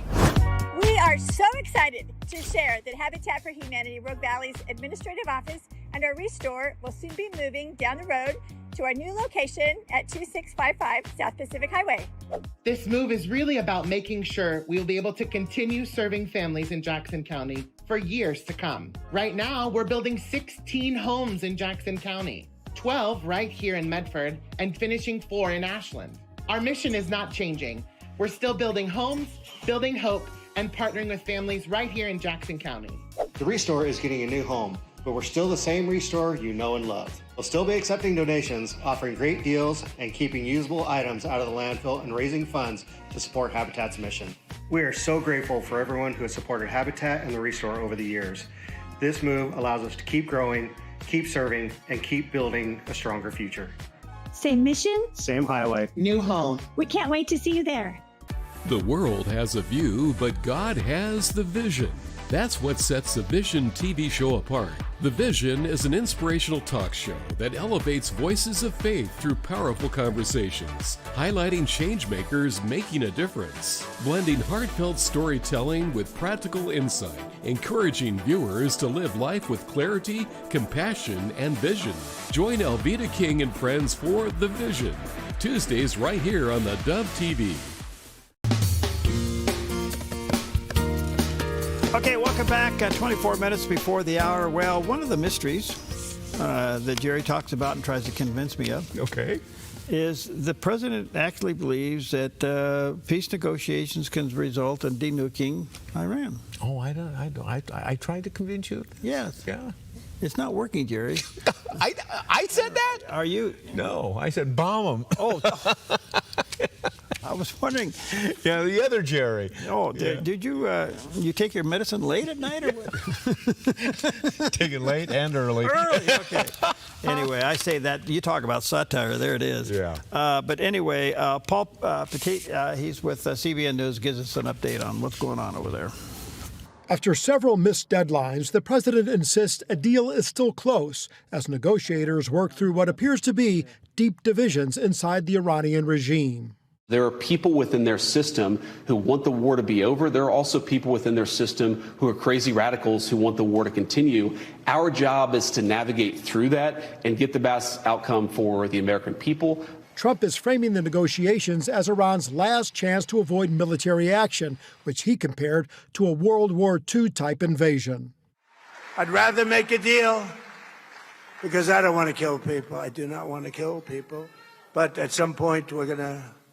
We were set for the biggest attack of any attack, and we've hit them very hard for the last few months. As the White House waits for a response, concerns are growing over what any agreement could mean for shipping through the Strait of Hormuz and whether Iran could gain greater influence over the world's most important energy choke points. Recent reports suggest that issue remains one of the toughest obstacles. At the same time, the war of words is escalating. Iranian officials have mocked Trump's optimism about a breakthrough. One Iranian official calls Trump's actions theater diplomacy on loop. We have certain types of munitions that are very powerful, that we have virtual unlimited supply. We have others where it's a little bit tighter, and we're getting them in on a daily basis. Trump took to Truth Social to fire back at reports claiming the U.S. military is running low on key munitions, calling it fake news and insisting America's arsenal remains strong. He promised the leakers will be hunted down and jailed. All this comes as new reports that Iraqi militias and the Houthis may be preparing an attack against Saudi Arabia and other Gulf states. A reminder that Iranian proxies still have the ability to expand the conflict. Adding another layer of uncertainty, Turkey, Saudi Arabia, and Pakistan are expected to sign a joint defense agreement. The so-called Islamic NATO could reshape the regional security landscape for years to come.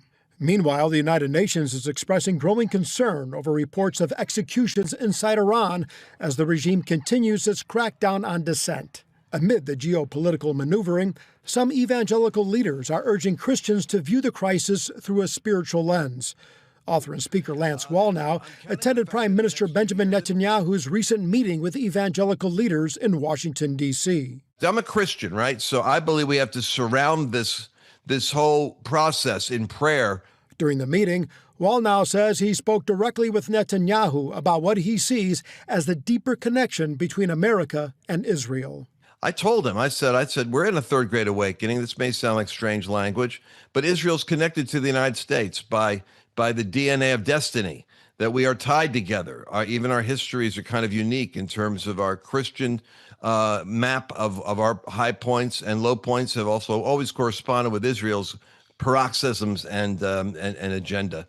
So I think he doesn't blink. I mean, what's interesting, you could talk to him about we're spiritually in a battle. A spiritual battle that appears to be heating up while diplomacy lingers. And Paul's here with us now for more. So what else did Lance Wallnow share regarding the meeting he had with Netanyahu in Washington, D.C.?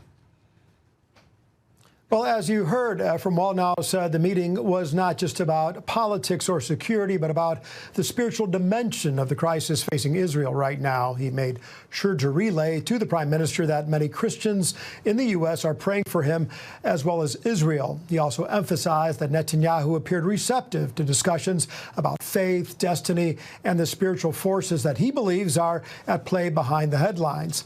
Now, for CBN viewers, Wallnow said his message is simple. Pray for wisdom for leaders, as we do pray for peace of Jerusalem, and recognize that we need to see this as a spiritual battle as well as a geopolitical one. Nafram? American ammunition stockpiles are a hot topic right now. What did the president share about the situation? Yes, hot indeed. Trump said the U.S. is constantly replenishing its arsenal and argued that requesting more funding does not mean the military is running out of weapons. In fact, he pointed to the billions of dollars in weapons sent to Ukraine under both administrations, and he said those stockpiles must now be rebuilt. The president also credited his first term with rebuilding the military and stocking large quantities of weapons before the current conflict. So Trump repeated his claim that U.S. Has a virtually unlimited supply of certain high-end munitions and insisted that America still has more firepower than any other country. Can you unpack these claims of low ammunition stockpiles? How did this all get started? How has it been spun? And what else did the president have to say? Yes, there's been a lot of back and forth on this. The story began with reports from major U.S. media outlets claiming the U.S. had burned through large numbers of missiles and interceptors during the war with Iran. Now, those reporters focused on systems like Patriot, long-range missiles, and other munitions that are expensive and slow to replace. Now, the political spin here depends on who you ask. Critics say the reports show the war is straining U.S. capabilities.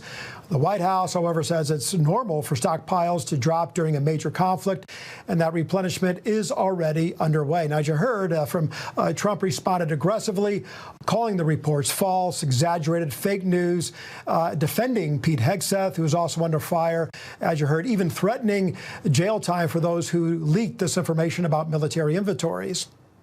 Mm-hmm.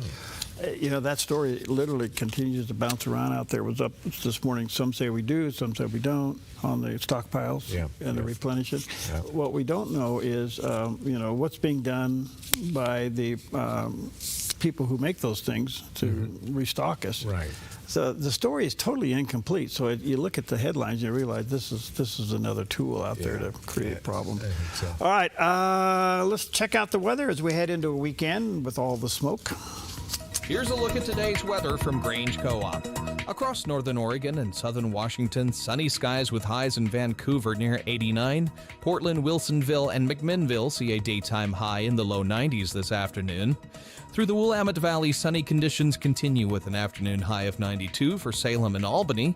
Corvallis tops out near 90, while Eugene warms to 93 before overnight lows drop into the upper 50s and low 60s. Sunshine persists in central Oregon with Prineville, Bend, and Sun River reaching the mid to upper 90s. Sunny, hot, and smoky over in Boise with a high near 102 under a heat advisory. Along the Oregon coast, decreasing clouds bring a high of 72 in Coos Bay, while Port Orford stays sunny near 71, mostly sunny with a high of 61 in Brookings and early fog, then mostly sunny in mid-60s in Crescent City.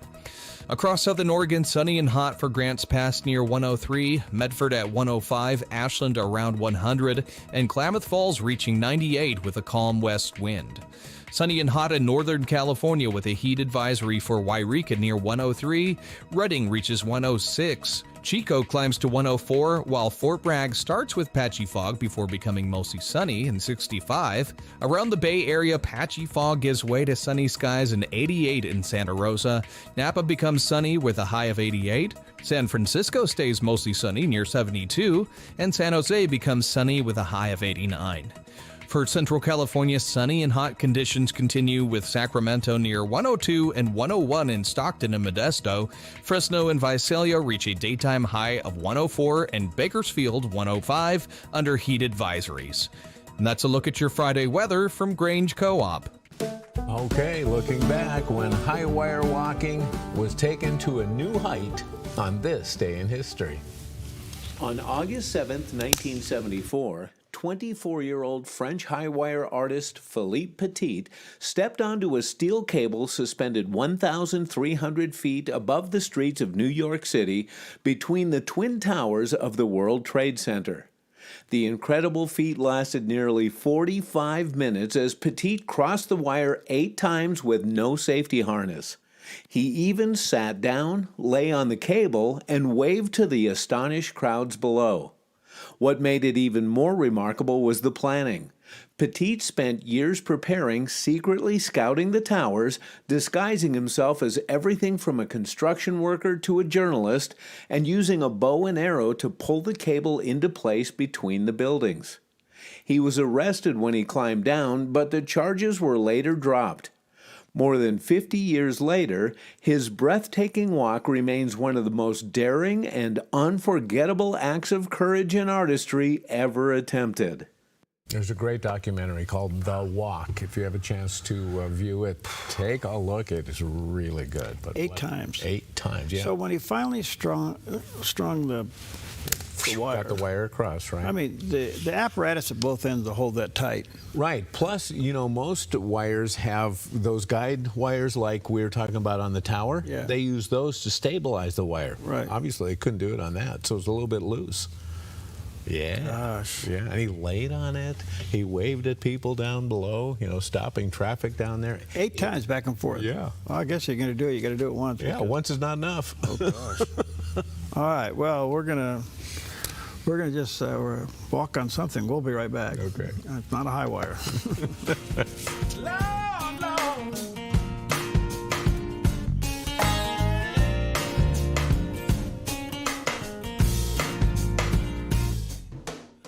Hi, I'm Perry Atkinson along with Melinda Robertson, and we're here to say thank you for your continued support of the Dove. Because of your faithful support, lives are being changed every hour of the day. If you'd like to donate safely and securely in helping the Dove spread the gospel, click on the support tab at theDove.us or mail your donation to the Dove at this address. Thank you for your continuous support of the Dove. And you can support the Dove today safely and securely online at theDove.us. Come fall in love with Northridge Senior Living, where contemporary sunlit interiors meet old world elegance. Walk through our lovely hallways and enjoy the fun staff-led activities. Forge lasting friendships with other residents and our exceptional caregivers. Dine in style. Gather near the fireplace under breathtaking chandeliers. Our reasonably priced apartments are spacious with private balconies. Northridge is Christian-owned and operated, pet-friendly, and only 2 blocks from Asante Rogue Regional Medical Center. On-site, in-home care is available. We also offer senior adult daycare. Your loved one can spend the day with us and the evenings with you. Northridge Senior Living, your home. Jerry's Historical Archives. U.S. history. Great moments in time. Record breakers. Our music through the years. Relive the past and learn something new. Open up Jerry's Historical Archives. Weekdays only on Mornings on the Dove. Okay, 11 minutes before the hour, part of the Iran equation, if you could put it that way, or at least consideration, is can the job be completed in Iran without the citizens getting involved? And most people will tell you no. You have to create the situation where the citizens feel safe enough to come back in the streets to demonstrate, to take over. So the question then becomes, do we arm them? You know, should we arm them? And there are people who are willing to do that. I guess that is a discussion in the Situation Room. I don't know. But if you can imagine that the citizens of Iran have watched their family and friends go out on the street and die. Exactly. Up to 40,000. I was going to say, yeah. And in fact, they did some upside-down hanging just the other day just to intimidate people. Really? Oh, man. So anyway, I had Colonel Wes Martin on. He's quite a guy, and he talked about this, and I said, can the citizens and should the citizens get involved? And his take is? All the above. And we also need to get them the weapons. They do have Kalashnikovs, and they can always make Molotov cocktails, putting fuel in a jar.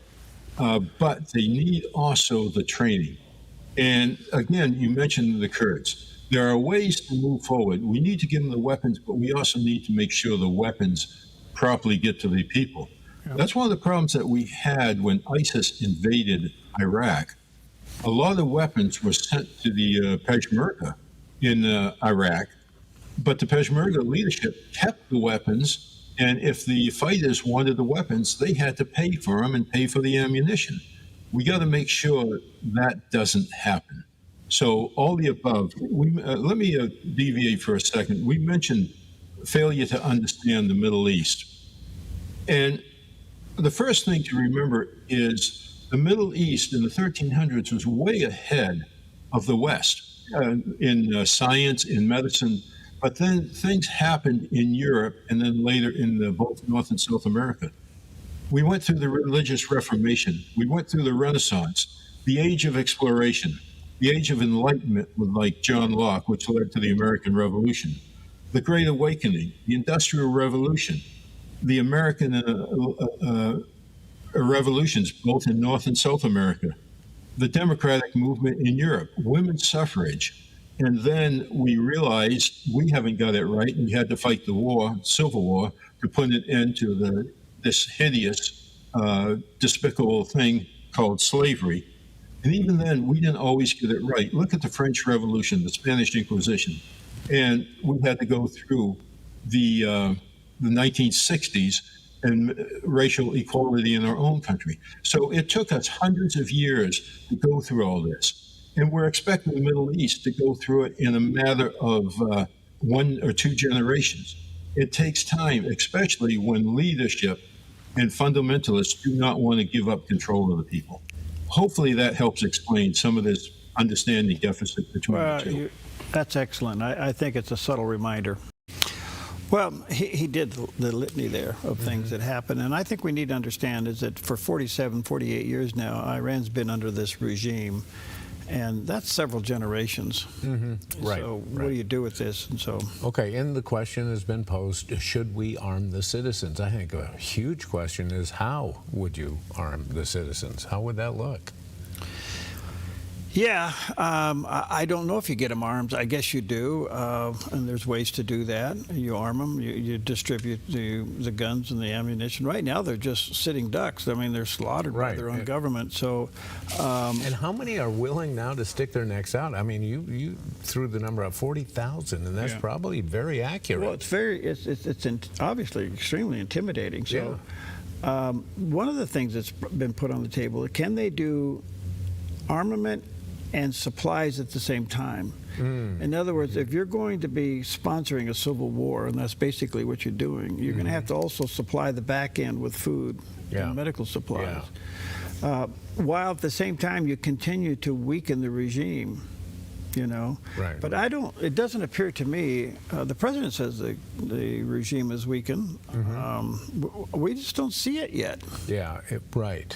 Yeah. We hear about it, but we don't see it. And that's pretty much on display when you Yeah. look at the Strait of Hormuz. There you go. Absolutely. Okay. Well, we know that some people choose to do bad and some do good, and here is a great example. A Rhode Island family's dream of opening a roadside farm stand lasted less than 24 hours before someone stole it.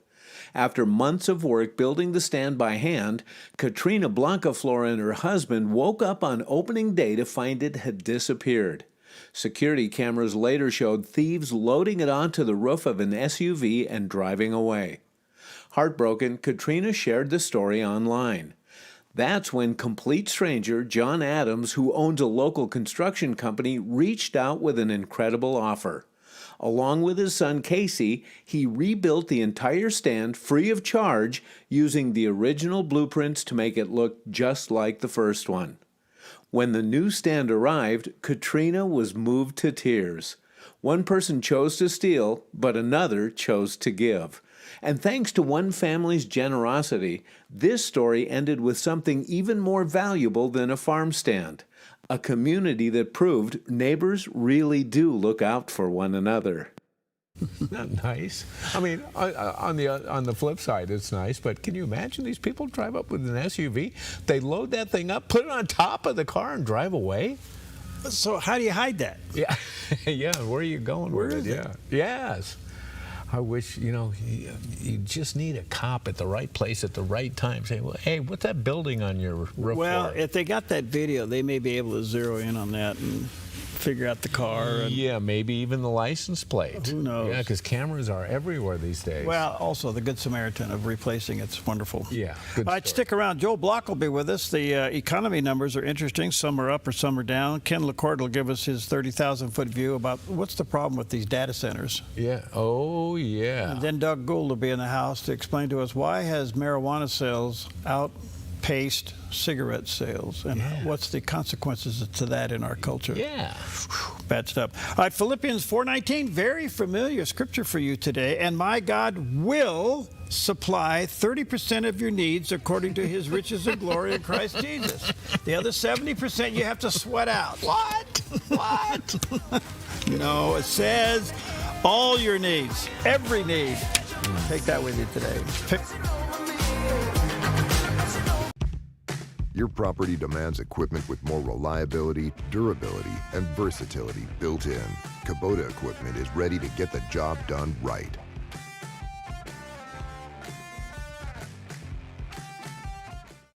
Every January, millions of Americans chase the dream of improving their health. But by February, most have already quit. Now there's help to break that cycle and enjoy real change. From stocking your pantry to building a workout routine, from strengthening relationships to fixing your sleep. With these experts' life-changing tips, your pursuit of a joy-filled life can become a habit worth keeping. Watch the 700 Club, weekdays at 11 on the Dove TV. The Lennox iComfort S30 thermostat can sense changes in your environment. It even knows when you come and go. So now your home's most important system is also the smartest. Metal Masters can give you the smartest home comfort system available. It knows when you're away and adjusts when allergens and humidity get uncomfortable. Trust Metal Masters to provide perfect air for your family. Lennox. Air is life. Make it perfect. Do events in the world leave you confused and scratching your head? A world where up is down and down is up. I'm Perry Atkinson. Mornings on the Dove knows how you feel. We're here to offer God's hope and encouragement and to help you to sort it all out. And I'm Jerry Bilden. Mornings on the Dove alerts you to issues and events the mainstream media would rather you not know or know the truth. A lot in the news today, some movement around in the Middle East, common sense discussions on today's headlines, and rational perspective on what's really going on. That will leave you better informed and encouraged by the gospel. In this upside-down world, there's one place you can trust to get it straight. Check into Mornings on the Dove each day to find out what's really going on and to be encouraged. Mornings on the Dove, weekdays from 6 to 8 a.m. on the Dove TV and radio. Streaming online at thedove.us, Roku, and Apple TV. The Dove, encouraging and informative. There may have never been another time in history when end times prophecy has been more aligned with the culture and circumstances of the world than it is today. I believe there are 10 phenomena we are witnessing today that were recorded centuries ago in Bible prophecy. Join Dr. David Jeremiah in his series, Where Do We Go From Here? On the next episode of Turning Point, right here on this station. Weekends on the Dove TV. Welcome home to the Dove TV, encouraging and informative. More at thedove.us.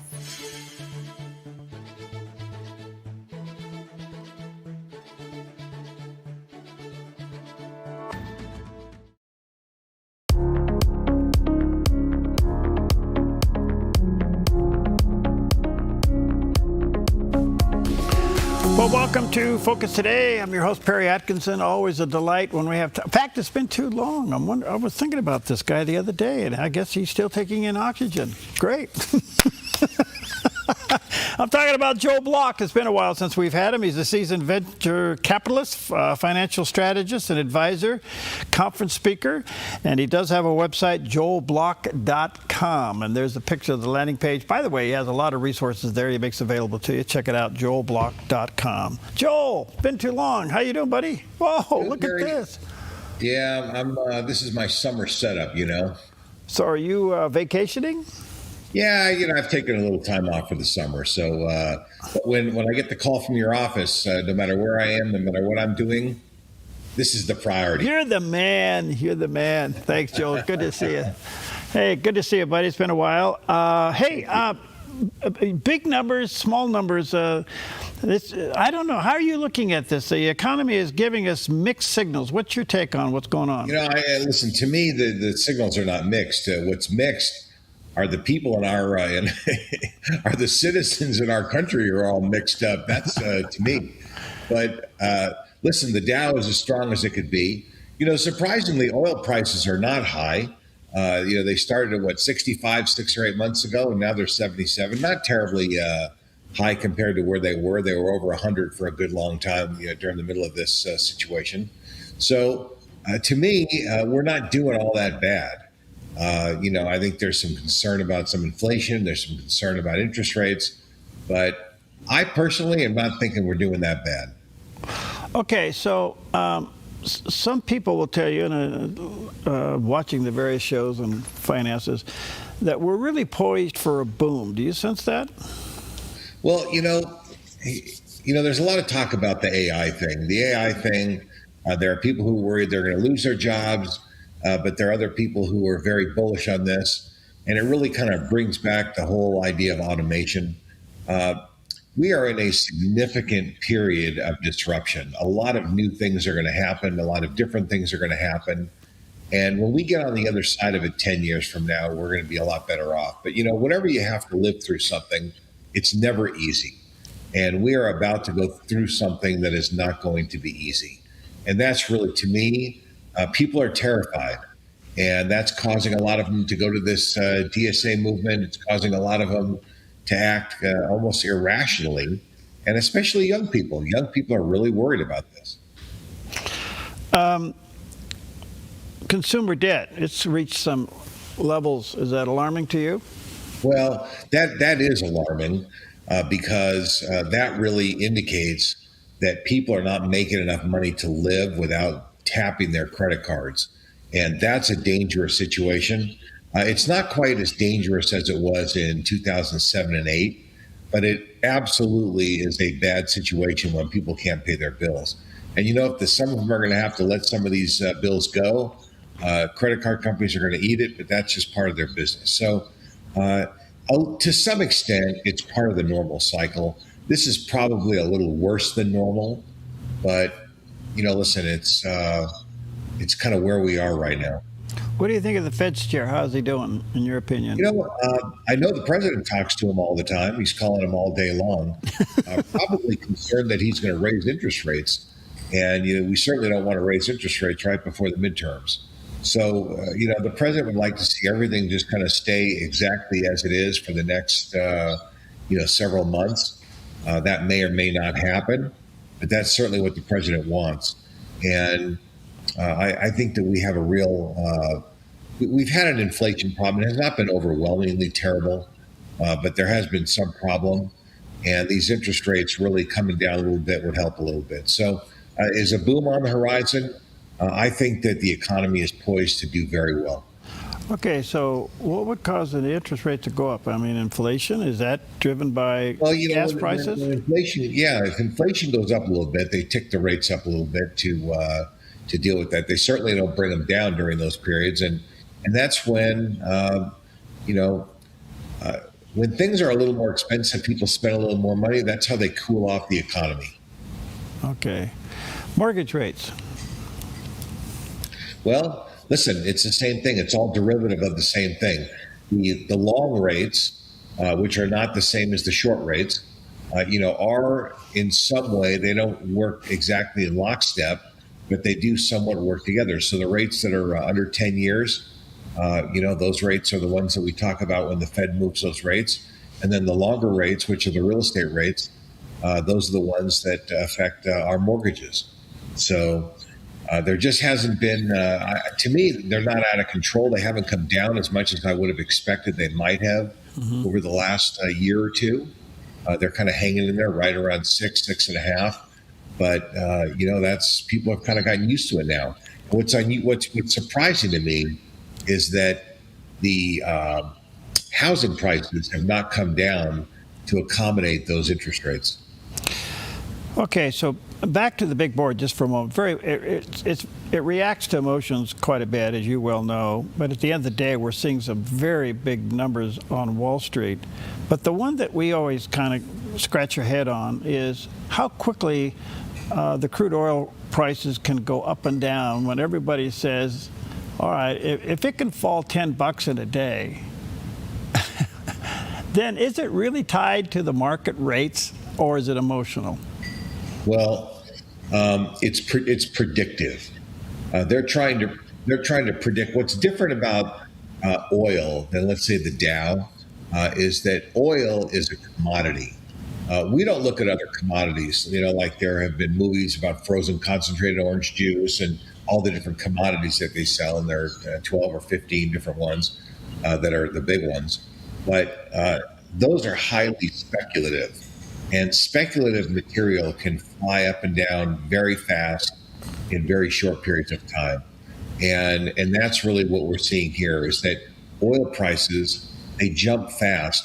What bothers me in particular is that a gas truck will drop off a couple 100,000 gallons of gasoline to a corner station. And that afternoon, now the guy's got a full tank, just paid for whatever he paid. And then he hears that prices are going up tomorrow or this afternoon, and they'll raise the price on their gasoline today. That guy has no exposure whatsoever today, but then he'll make a lot of extra profit.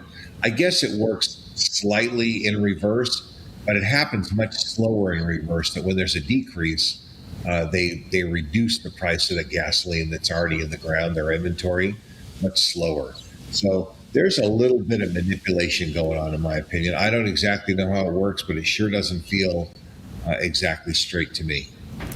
Are people making money in the market? Well, you know what? There are people who are making money. This is not an easy market because it's not easy to predict what's going on.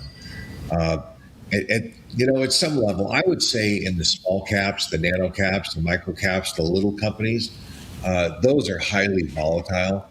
The bigger companies, listen, they just keep going up. We're almost at the top of the cycle, and we've been at the top of the cycle for the last year or more, and we just keep bumping into the top.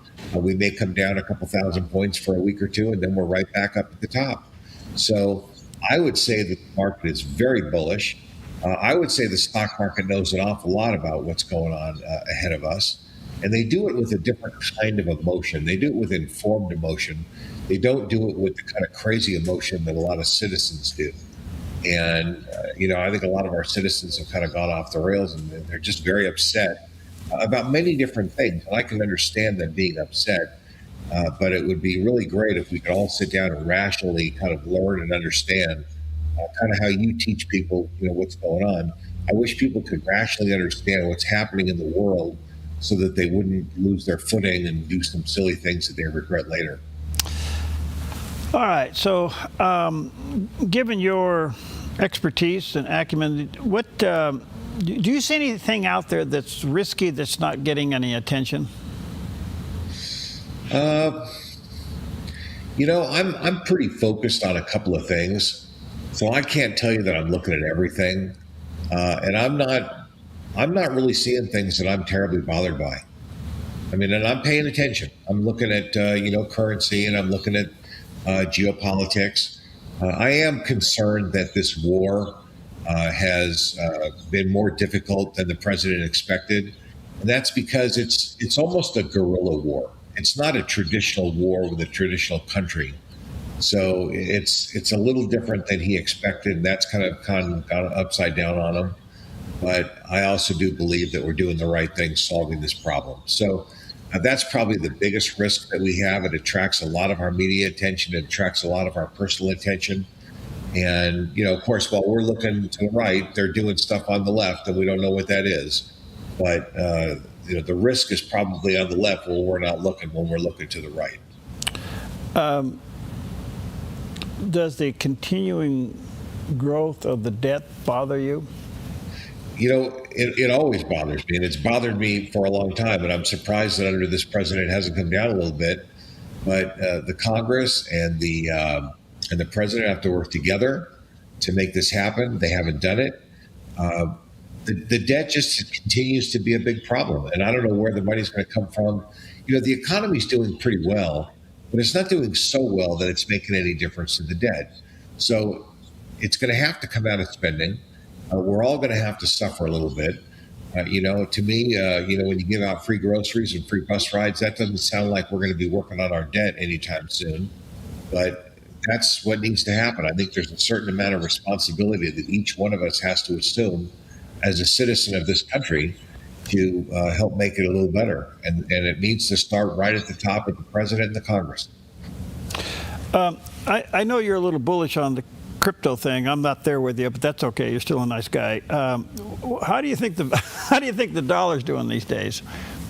You know what? Against every other currency, we're still the stable dollar. I mean, we're still the currency that everybody wants to use. There was talk for some period of time about buying oil with a different currency with 7 other countries, but it never really happened. It just didn't really take off because they don't have the stability that our markets have. They don't have the trust that our markets have.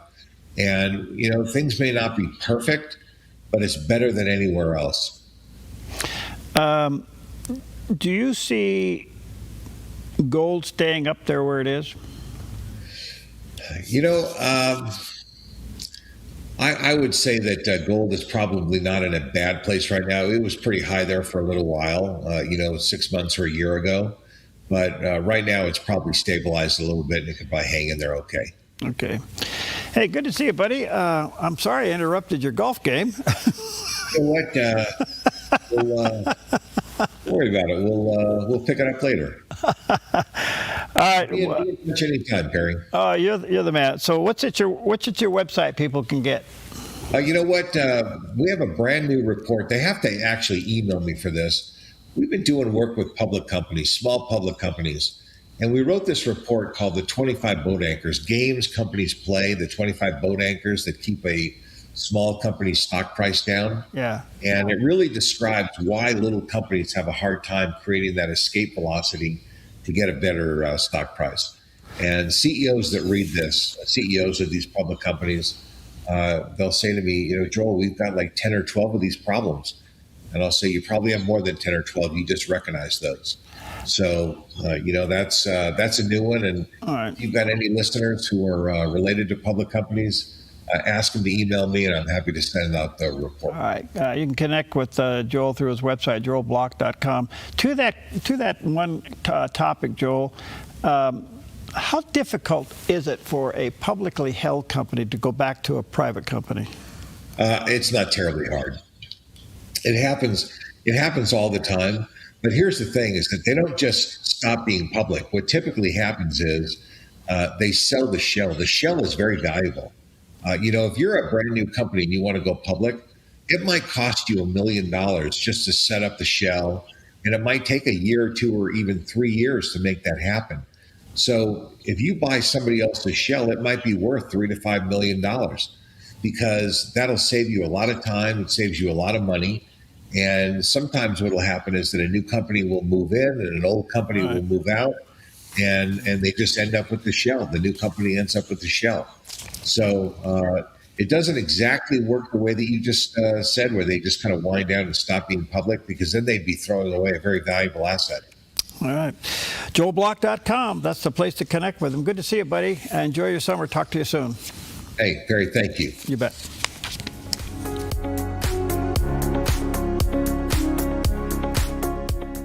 At Kelly's Automotive Service, we understand that the automotive industry has a certain reputation, and we try every day to prove that we're different.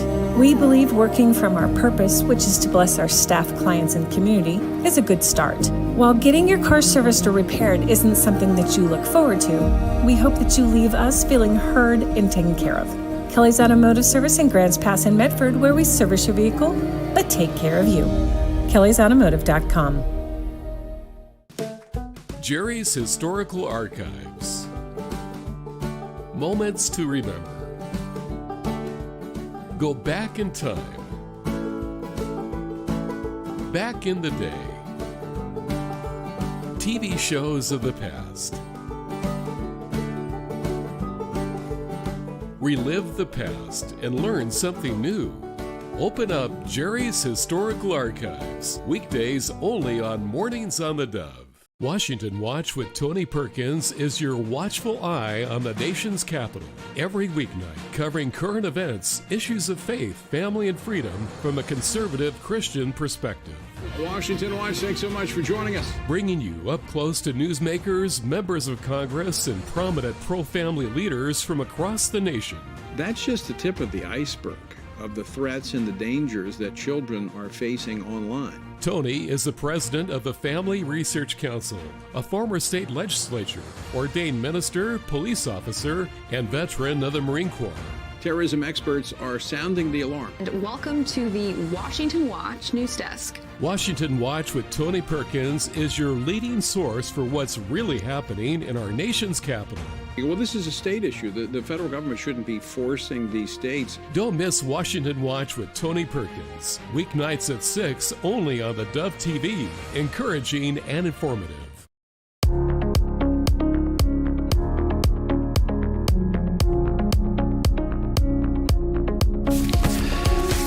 Hey, welcome back, and we welcome back. It's been a while. Always a joy when we have time to sit down with Ken LaCourte, former executive there at Fox News and the host of Elephants in the Rooms podcast, and a couple of places there, the youtube.com/Elephants in the Room, if you want to check that out. And then, of course, he does have a connecting point, kenlacourte.substack.com. Hey, buddy, good to see you. How you doing, man?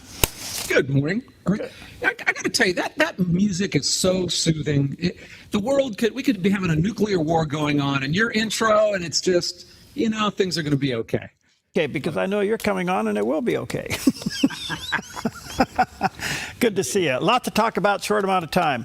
I know you've been writing about data centers, and they're all over the place, or at least they're trying to be all over the place. We've now declined 2 in the state of Oregon. What's the concern here? It took me a while to figure that one out because all of the answers seem to be disparate. You'd hear that, well, they don't give enough jobs, or they use too much water, or they use too much electricity, or they're noisy. And I know in life when you ask a kid who just stole a cookie, why did it, and you're getting different answers, I didn't get the true answer.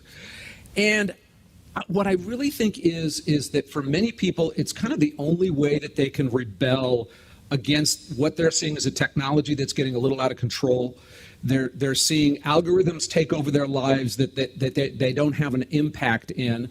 So when they're seeing kind of the big bad tech company and wealthy people wealthy companies coming from out of state, apparently bulldozing their local boards, and maybe they're not getting enough for these. You're seeing opposition grow up on both the left and the right. I mean, you see people on the right are more concerned with the noise and they've sometimes had eminent domain on the electricity for some of these. On the left, you have the environmental concerns. I think it's a little bit of a rebellion against a tech class that seems to be out of control. But you know, for some of these, and some of the deals are good, and some of the deals aren't so, but some of them are great. I mean, you look at certain counties like Loudoun County, Virginia, has a massive amount of data centers. Their property taxes are a huge, like 40% lower than they'd be without the dollars that were coming in from those. So there are some upsides to these communities, and they're going to have to look at it on an individual basis. But it's been a fascinating run. Okay, but inevitable, they're going to show up, right? I mean, that's where everything's going. Well, they will show up somewhere. They don't have to show up in your neighborhood. They don't have to show up in your community. I mean, people are tossing out boards. They're unelecting officials who do these. So it used to be, and you know, another part of it is that there's often an element of secrecy. And that's a business decision on the tech side. If they're coming into it, look, they're looking for cheap property that can be attached near water and near electricity.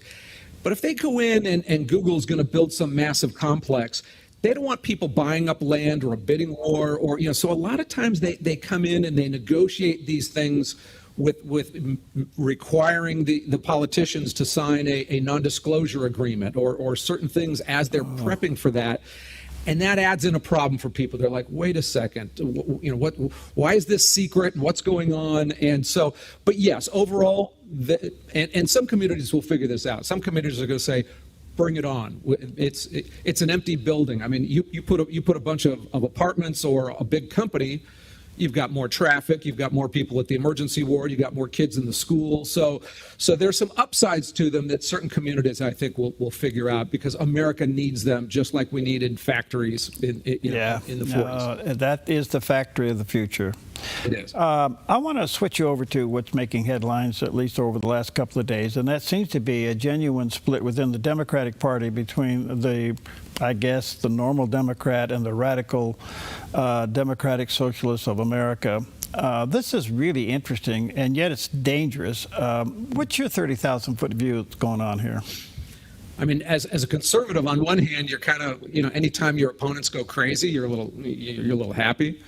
On the other hand, you see a dangerous ideology starting that's killed more people than anything we can think of in our parents' lifetimes. You know what it kind of flashes back to? It flashes back to a little bit of Trump 2016, end of 2015.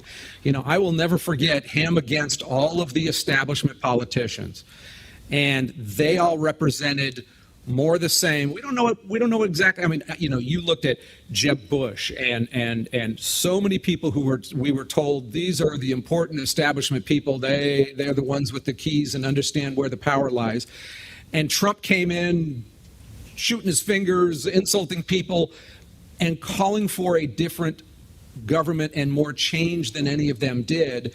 And that struck a chord with a group of conservatives, most conservatives, who are like, we're not thrilled with the way things are going. We're seeing a replay of this, just with different characters and different costumes. We're seeing a replay of this on the Democratic side.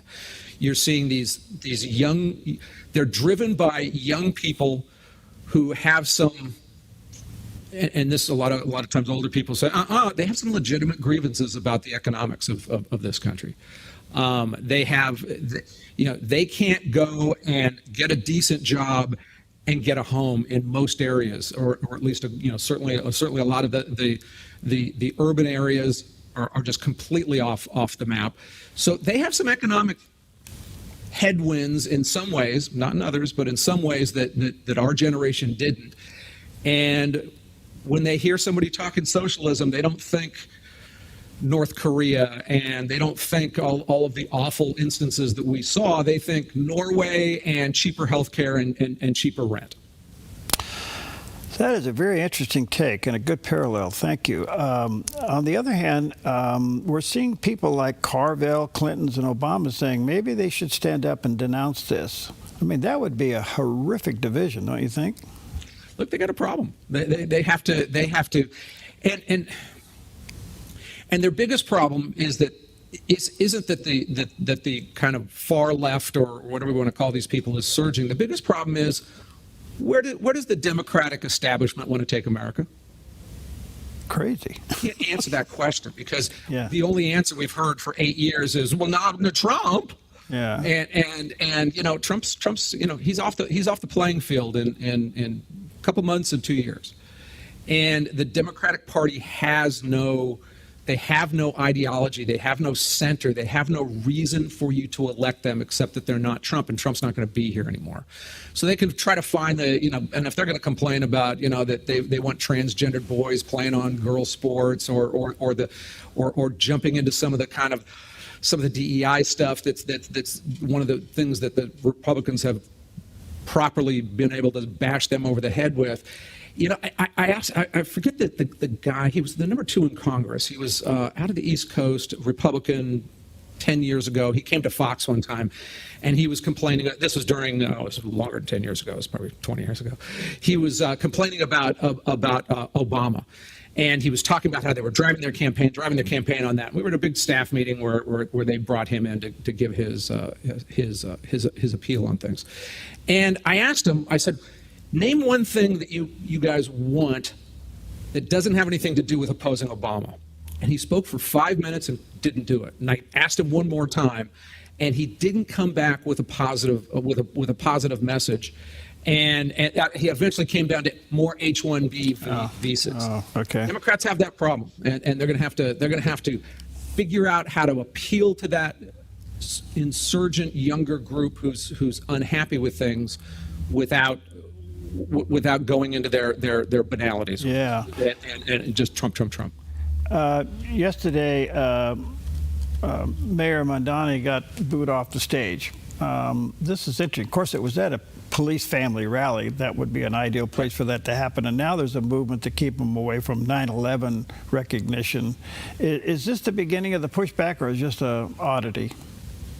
No, I think that's the people. I mean, look, he is beyond just saying we should temper our relationship with Israel. I mean, he's anti-Semitic. He's if you're a cop, he doesn't like you. If you're the concept of him standing in front of a rich guy's apartment and pointing over his head and being like, we're gonna get that guy. There's definite class warfare. He's going to be judged. But right now his polling still, I think he's at a 58% approval, which isn't too bad for any politician in America. So we see that on Fox. We see those things in the New York Post, and they're fun to read. But he's going to be judged on some of his programs or his lack thereof. Is he going to be able to get anything done? He'd be better off if he didn't get his things implemented and kept trying for that. The problem is if he got and was able to snap his fingers and have free bus fare for everybody, they'd turn into open air toilets within 2 minutes. We all know this. We've all seen it, right? Yeah. So he will, and the same, if he gets a lot of his policies in, they will lead to economic disasters because he's a young guy with a big smile who doesn't understand how the world works. When it comes down to, he understands politics, and he's got charisma, very truly. Oh yeah, very charismatic. His problem will be if any of his signature things get enacted because they will fall apart more quickly than he will. Yeah, I'm almost out of time. I wish I had you for 2 segments, but quickly, well, you're a great guy. I love your philosophy. Let me ask you this: what's on your mind these days? What's bugging you? Oh, not a whole lot's bugging me. I've been actually looking at the housing prices and saying what is going on there, and are young people being is it unfair? Now, we can look on some things and say, you as a young person have more than we did growing up. You look at cell phones, you look at access to cars, you're going out to dinner more than we ever did. You're having people deliver your food for an obscene amount of money that I've never done in my life because I'm too cheap. But when you look at like the housing prices, you and I, if we own a home, we kind of don't care if housing prices double. In fact, we're usually pretty happy about that. Because once you're in that boat and they go up or down, everybody's going up or down. If my house doubles in price, great. If it drops a little bit, well, my dream house dropped a little bit too. But for young people in not all the country, but in over half of the country, it's very, very, very difficult to actually afford an adult lifestyle, and that includes having a home. Nobody can do that anymore on one salary unless they're a tech pro or something. So those are the issues that I think both those fundamental quality of life and affordability issues I think will become key to our politics. At the end of the day, owning a home is still the American dream. It is, and now my daughter did it. She was able to, but she earned for a few years in LA. She lived at home, saved all of her money, and then went to Arizona, a place where you can actually buy a home for $250,000, $300,000. You can have a nice home. You can get it cheaper than that. Yeah. But couldn't have done that in LA. And I've got 3 children, and none of them will afford one in LA unless they become, unless they have a wild success in life until they're, or get money from me, but until their late 30s. They just can't do it. Right. Hey, buddy, good to see you. Thank you. Wish it was more time, but we'll connect. We got a lot to talk about. We're heading into some interesting times. It is indeed. And only the LaCourte can unwind it for us. So thank you so much for having me. I always have a great time with you. All right, thanks, Ken. Good to see you. All right, bye-bye.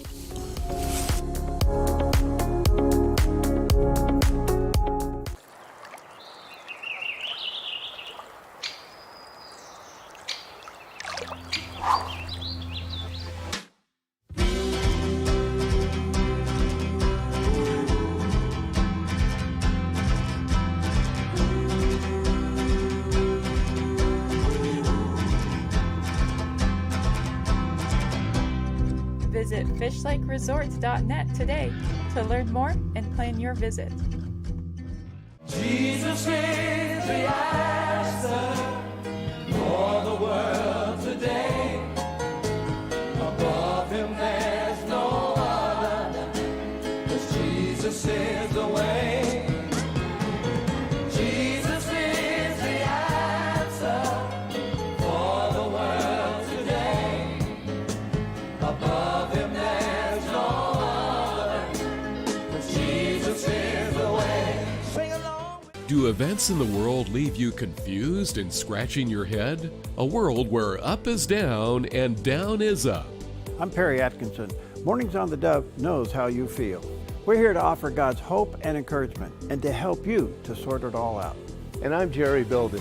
Mornings on the Dove alerts you to issues and events the mainstream media would rather you not know or know the truth. A lot in the news today, some movement around in the Middle East, common sense discussions on today's headlines, and rational perspective on what's really going on. That will leave you better informed and encouraged by the gospel. In this upside-down world, there's one place you can trust to get it straight. Check into Mornings on the Dove each day to find out what's really going on and to be encouraged. Mornings on the Dove, weekdays from 6 to 8 a.m. on the Dove TV and radio. Streaming online at thedove.us, Roku, and Apple TV. The Dove, encouraging and informative.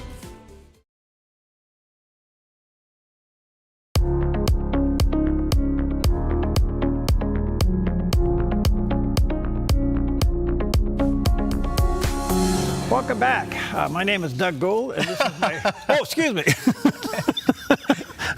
Well, that's Doug Gould. Let's do another take on that. No, let's start over. Can we do it? Anyway, always glad to have Doug Gould in the house with us, Executive Director of the Rock Recovery Center right here in Southern Oregon, one of the great outreaches, and not only helping people through the difficulties of life, but doing it with God's love. Sure. You can go to rockrecoverycenter.org is the website. We have something to talk about that coming up with one of the big annual events. But rockrecoverycenter.org is the go-to place. How you doing, buddy? I'm doing well, Terry. Thanks for having me. Yeah, it's overdue, but man, I'm reading some stuff here and I'm going, what? Mm-hmm.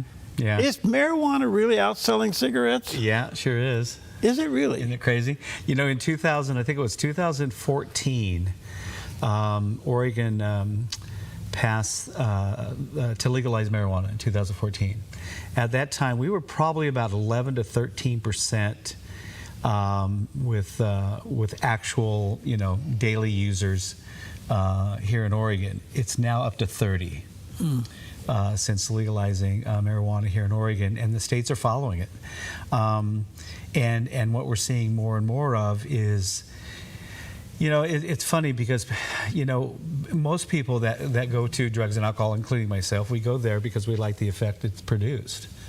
And so what I get a lot at our center is, it helps me sleep. It takes away the pain. It helps with my anxiety.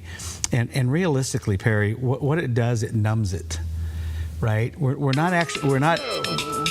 If that's for me, I'm not here. Your pizza's ready. My pizza's ready. Claudio's root beer's ready. Yeah, there you go. But no, it's just that we just see more of it, of people going to it because could be stress related and things of that nature. But I will tell you this: what's interesting, if people go back and study, before they legalized marijuana, we had medical marijuana here in Oregon. Right. And the number one reason for medical marijuana that they wrote on the application was anxiety, which unfortunately, when you start coming off the drug, the THC just sends the brain mechanisms in a wild way of concept of thinking, and it actually creates more anxiety than ever. So, yeah, we're seeing a growth. When I saw those statistics and I'm reading those articles, I'm going, okay, so we obviously did this to ourselves somehow. We thought marijuana is, does it fit into the category of alcohol and responsible people will use it and all this and that. But I guess the question I'm asking now, are people going to work high? Are they driving vehicles high? Are they doing surgery high? Yeah, interesting, because in one of the other articles, it says that almost, it's crazy, almost 60% who claim, about 60% of those who use marijuana will use it during the workday and at work. So again, what it's teaching our behavior is that we live in a stress-filled environment, whether it be relationships, finances, emotional, whatever it may be, people are finding comfort in that drug. And that's why they go to it, more than nicotine. Okay. Well, the culture is so anxious that, we see it from our end, Okay, so let's zero down a little bit on this. Is it still a big issue with young people and vaping? Yes. So basically, the latest numbers coming out of the National Institute of Drug Administration, NIDA, Oregon currently with our youth, Oregon is ranked 5th in the nation. And the 3 top drugs in the state of Oregon for teens, this is ages 12 to 17, is vaping, alcohol use, and marijuana. And see, this is why we started years ago with Michelle's Message, our school program. And, we're in Scenic, Crater High School, Scenic Middle School, South Medford, and hopefully this year we'll open the doors to Cascade Christian High School again and to North, and hopefully get to Eagle Point and Phoenix. But we're trying to educate our young people the detriment of what marijuana and these chemicals can do to the brain, because the brain mechanism doesn't fully develop until by the age of 25 for our young people. And so this is why our young people today are having cognitive issues regarding commitment, communication, whatever you may be. We just see it. We're living in a world of our mental health continuum, because we have high days and low days. Right now, it's just, people are not well. And so we're trying to find healing in that drug or that drink, and it's not. We're not getting to the root of the issue. How available is it for young people? Oh, pretty much. And here's the kicker. Ready for this? And don't give me any cards or letters on this, because that's fine if you want to. Just send donations. But anyway, the point being is, the most states can regulate the edibles regarding THC levels. In fact, this packaging says that one edible does not exceed 10 milligrams of THC. So if you have a package of edibles, that cannot exceed 50. Well, that law is now changed. So packages now can include up to 100 milligrams of THC, right? But each product can only contain 10 milligrams. But, however, other forms of marijuana use there's no regulation on the level of THC in that drug. Now, when I smoked it in high school, we were probably about 5%. Today, it's anywhere from 40% and higher. And the more the growers and the cultivators can create a higher product, you're going to see more use for it. People are going to go to it. So, crazy, isn't it? Well, it is. I mean, I don't know why we're drugging ourselves, but we're doing it. And I don't know, I mean, unless you had a major campaign to stop it. But here's the problem, is that now so many people are on it, they would vote that campaign down. Exactly, and that's I'm a big Trump supporter. I support the administration and what they're doing. One of the things I have concerns about is this nationwide legalization of marijuana. I just think we're setting the stage up for more issues with domestic violence, divorce rate, the job placement. I don't know what it is, Perry. I mean, I see it every day, and this is why, every once in a while I'll send you an email saying, hey, have you seen this story? I mean, even like a couple months ago, I sent a text message regarding the increase of alcohol use among our adult population. Right? And so people are looking for something to give them a momentary sense of control and relief. And I will tell you, it may numb it for a while, but long-term effects of reconditioning the brain with these chemicals, it's going to be a detriment. All right, a couple more questions. I've already seen one is, obviously, marijuana becomes a gateway drug. I believe that. Okay. A lot of my colleagues don't believe that, but I believe that. Okay. Secondly, at what point of consumption do you create your natural immunity to it? Okay, so here's the thing. It's crazy. Out of the drugs we just talked about, nicotine, alcohol, and marijuana, nicotine is actually one of the very few chemicals. This is why it's so hard to kick nicotine, is the fact that it creates both chemicals within the brain function at the same time, glutamate and gamma. Glutamate is that gas pedal. Gamma, it lowers it. And so what happens with nicotine, when someone starts coming off the nicotine, the trigger and coping mechanism to reuse is within that first hour. That's why it's so hard to quit, because that desire comes back that fast, because the dopamine levels go quicker to the brain function faster in nicotine than any other drug. However, the more we're producing these THC chemicals, the endocannabinoid system within the brain controls the level of homeostasis of the brain. For example, I peeked in your sound booth and I saw all the levels that you control, all the lights and everything else. You basically have that in the brain. And so what happens when someone continues to take and fill their brain with THC and these chemicals, the endocannabinoid system will actually do this. It will power down. And so basically what you're doing is you're living off that chemical in your brain. But here's what happens when it starts depleting out of your brain mechanism. Then that power grid doesn't know how to fluctuate, and this is where you get paranoia, psychosis, anxiety, depression, insomnia, schizophrenia, because the brain can't regulate itself. The power grid can't get back to level.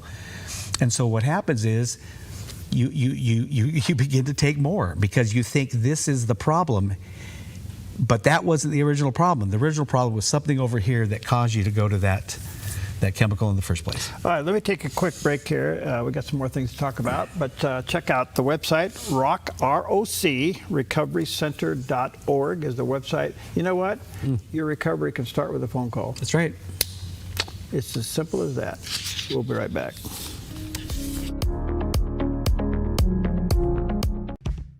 Your property demands equipment with more reliability, durability, and versatility built in. Kubota equipment is ready to get the job done right.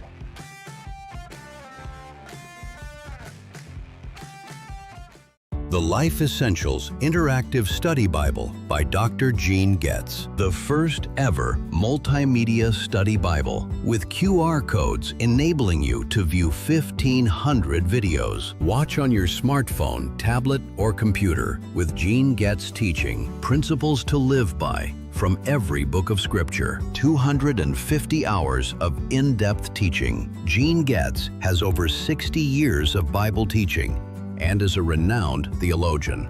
The Life Essentials Bible is a seminary in a box. Read, watch, apply. Get yours today for your own spiritual growth or as a gift that will minister greatly to your family and friends. Purchase your copy of the Life Essentials Study Bible at Christian bookstores or go to their website, BiblePrinciples.org, and click on Video Search, where you can access all the principles for free. Take your faith deeper. Get your Life Essentials. Study Bible today at Christian bookstores or BiblePrinciples.org.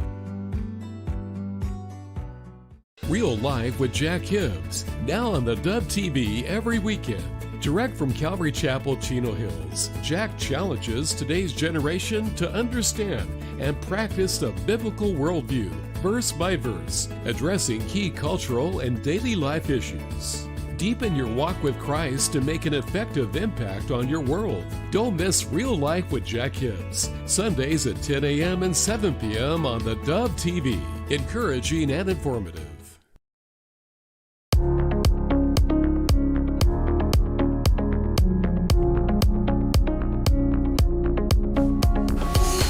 All right, welcome back. Doug Gould's here, Executive Director of the Rock Recovery Center right here in Southern Oregon, one of the great organizations that will help you through the addictions of life. And boy, their success rate is remarkable. They use the mentoring concept and as their business plan, so to speak, and it's very, very powerful. ROCRecoveryCenter.org. A couple of quick things before we get into a big event coming up.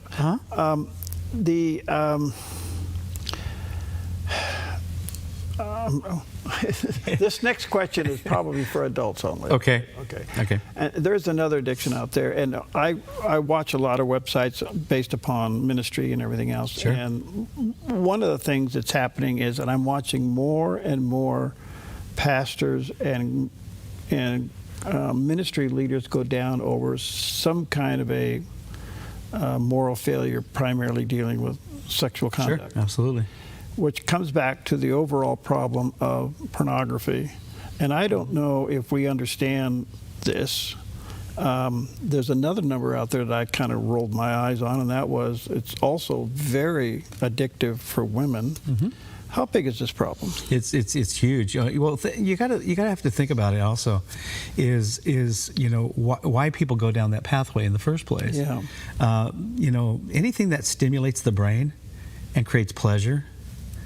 I mean, what God has created, the enemy perverts, and the enemy will despise and we see it. We see it when people quit, getting off drugs and alcohol. They'll go ahead and start picking up some other things to replace the void of that initial stimulant. And we see it. We see people go to gambling, gaming, social media, pornography, in men and women. So it's very prevalent. But usually it has to do with, and I've done some studying on this because I'm a mentor to several people that have a sexual addiction, and the idea is that feeling of loved. People need human contact and people need touch, right? But it goes all the way back to early childhood development. I learned this from Pastor Chris Ward from Westminster Presbyterian. He does a lecture on the ACEs called the Adverse Childhood Experience.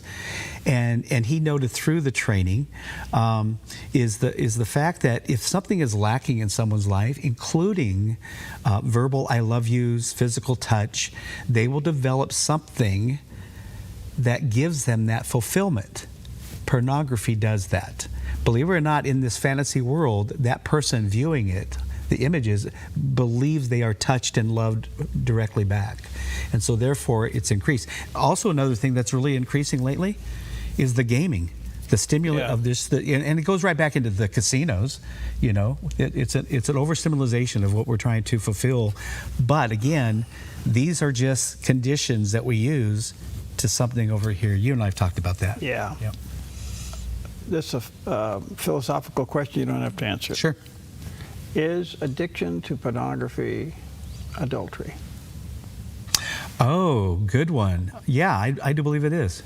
Okay. I believe it is. I believe, it's just funny because you talk about, I bring up, David. David had a choice to either go to war or go to the balcony. He's been on that balcony before. That wasn't the first time that he had watched Bathsheba, right? Mm-hmm. And so therefore we get in that condition. And so, yeah, I believe it's sinful, and unless you get to the underlying issues, you could do all behavioral modification you want. Folks, you could take away something and replace it with something else.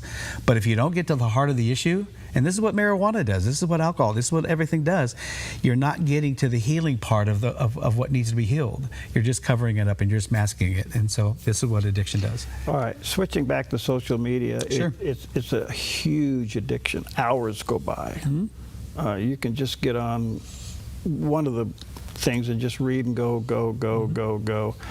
What's the antidote to that? Yeah, it's really interesting.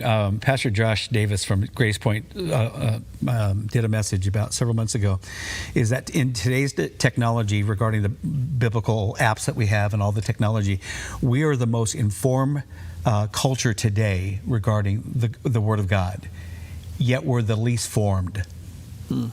Right, and that hit home for me. Again, the fact is, unless you fix the spiritual house, I lost your question on your original question, but no, social media. Oh, yeah, correct. Yeah. Social media, and so what happens is that we and just another message that I heard just a while ago about it's our identity. We try to find that in the likes and the notifications and the stories. And what happens is, as we scroll through all this social media, something happens. It's called the trap of comparison. We then compare, I don't have that in my life and that life. And what happens is it begins to make that person maybe feel less than or lack of. And therefore, we increase that social appetite to try to find some type of fulfillment. But what happens is we're going through that, and we can spend hours of it, Yeah, it's amazing. I mean, I'm guilty of it once in a while. I am too. And all of a sudden I look up and 20 minutes went by, and I go, "You stupid idiot." Well, I get so busy in the morning when I get to the office. I want to get right into the mode of we do these daily devotions. And by the way, if the viewers are watching and they want to get Rock Recovery Center daily devotions, send us an email. But I have that time alone because I was just getting right into the mode of work. Yeah. And you got to take that time alone with God. So. All right. So people who don't know, the model down here is just amazing. God's given you a facility. You're on the verge of some other breakthroughs to help you being recognized even at a larger scale. You've been at it for a long time. It's the mentoring program. And you have an annual event coming up. Sure. What's it called? Strong and Courageous Recovery Festival. Yep, Strong and Courageous. Only you could come up with that name. Well, it's a cool thing because it's from the book of Joshua 1:9. Yeah. Be strong and courageous. It takes strong and courageous people to pick up the phone and call to say, "Hey, I need help," and it takes strong and courageous people to walk through the door to ask for help, and it takes strong and courageous people to work in this field of helping people. So that's why we have that, and the mentoring program. It started all the way back, really realistically, if you think about it, back in 2010, when the late Steve Hale, who was the Trail Christian Fellowship, he had a Celebrate Recovery meeting out there, and he was working at a place called Genesis, and he goes, "Man, we're doing something wrong." And we owe a lot to that man. And everybody that's listening that knows that does peer mentoring, we still train peers. We've trained over 1,700 peers at our agency through teaching and credentialed. Because we are a facilitator with the state of Oregon to train mentors and get them licensed with the state of Oregon. But Steve saw something. And it's all about making that connection with somebody that walks through the door. And so when he opened the door at Foundation for Recovery with peer mentoring, people didn't know what it was. Yeah. And now most organizations do peer mentoring because it makes that connection of one-on-one. And so we have the festival each year. We've been doing it, actually, realistically, 2009 is when Steve started it. Yeah. And then when I took over Foundation for Recovery, we've been keeping it going, except for the COVID year. And it's gotten bigger and better each year. This year we're having 12 teams. Whoa. Softball teams, co-ed recovery softball. We're doing a 3K, 5K. Wow. Yeah, and the cool thing about, we go I was thinking, Perry, we go on these walks, these recovery walks, and there's a lot of organizations and churches and youth ministries, ladies group, men's group that need to raise funding for their programs. And I thought, why not have them come out to the ballpark, go out and get pledges, raise funding for your own organization. Yeah. So we got that. We got the Family Fun Zone, got concession stand. Greg from Barney's Burger is going to be out there. And so, yeah, it's going to be a family event. It's free admission. Of course, the Family Fun Zone, carnival booths, and T-shirts and food, and just watch some good games. At 1:30, we got the Guns and Hoses. Guns and Hoses. Oh, that's a classic. We got Guns and Hoses. And what's really funny is that, which is the fire department and the police department. And they're combined this year. So it's Medford PD and Central Point PD, and they got fire department personnel on both teams. Oh, really? And they go at it. And so I got an email from Scott Lowe, chief of Central Point, sending a message over to our new chief, Trevor Arnold, saying that, hey, we look forward to beating them on Medford again this year. And Chief Arnold came back and says, new chief, new team, new results. New results. So it's going to be a kick. And come on out. It's a free event, and it's a lot of fun. Okay, the date again? Saturday, September 5th, right out at Alithia Fields there in Medford. And you can check out the website. And we still have vendor booth available and sponsorships. And yeah, come on out. It's going to be a fun time. Well, it's a good deal. At the end of the day, this helps fund the Rock Recovery Center for what it does. And what it does is amazing. Yeah. And the testimonies are amazing. And we have many health and wellness organizations there getting out literature. This is where you see people who don't want to walk through a door of a recovery center come to the festival, get the information, and then start their program. There you go. Yep. So it's a great event, not only for you to visit, but maybe take someone that you're worried about. Exactly. Yep. Bring them in, all this and that. Yep. One other quick question before we run out of time. Mm-hmm. Mental health. Yep. Where in this recovery center do you plug in the mental health component? Well, realistically, a lot of people, like for me, I'll give you my personal story. I went into recovery for alcohol. But while I was there, and this is where I get back to understanding what's there. Well, I've never gone through trauma. Doug, you don't understand me. We've all gone through something, right? And so when I was going through with treatment, and this is what we do at The Rock, we then start going back and we start talking about when we first started using and things of that nature. There was something there that triggered that behavior. Mm-hmm. And for me, I had been battling with the anxiety, depression, but I did not know it was depression, right? And so when I started doing some house cleaning and going back and journaling some of the pain I've gone through, then I realized, yeah, it was depression, because I felt less than, right? And people that know my story, I started in 8th grade. Because they gave out colored shorts based on your athletic ability. Wow. And because I didn't measure up, I did when I drank. And so, but I never dealt with that depression back then. Mm. I found a different source to cover that depression, and it led into my alcoholism. And so when we talk about mental health, most people don't even know that they're struggling in their mental wellness. Yes. Okay? Right. And so when you can talk to somebody and write things out and just clean house, then you're going to realize, oh, this is what I struggle with this behavior.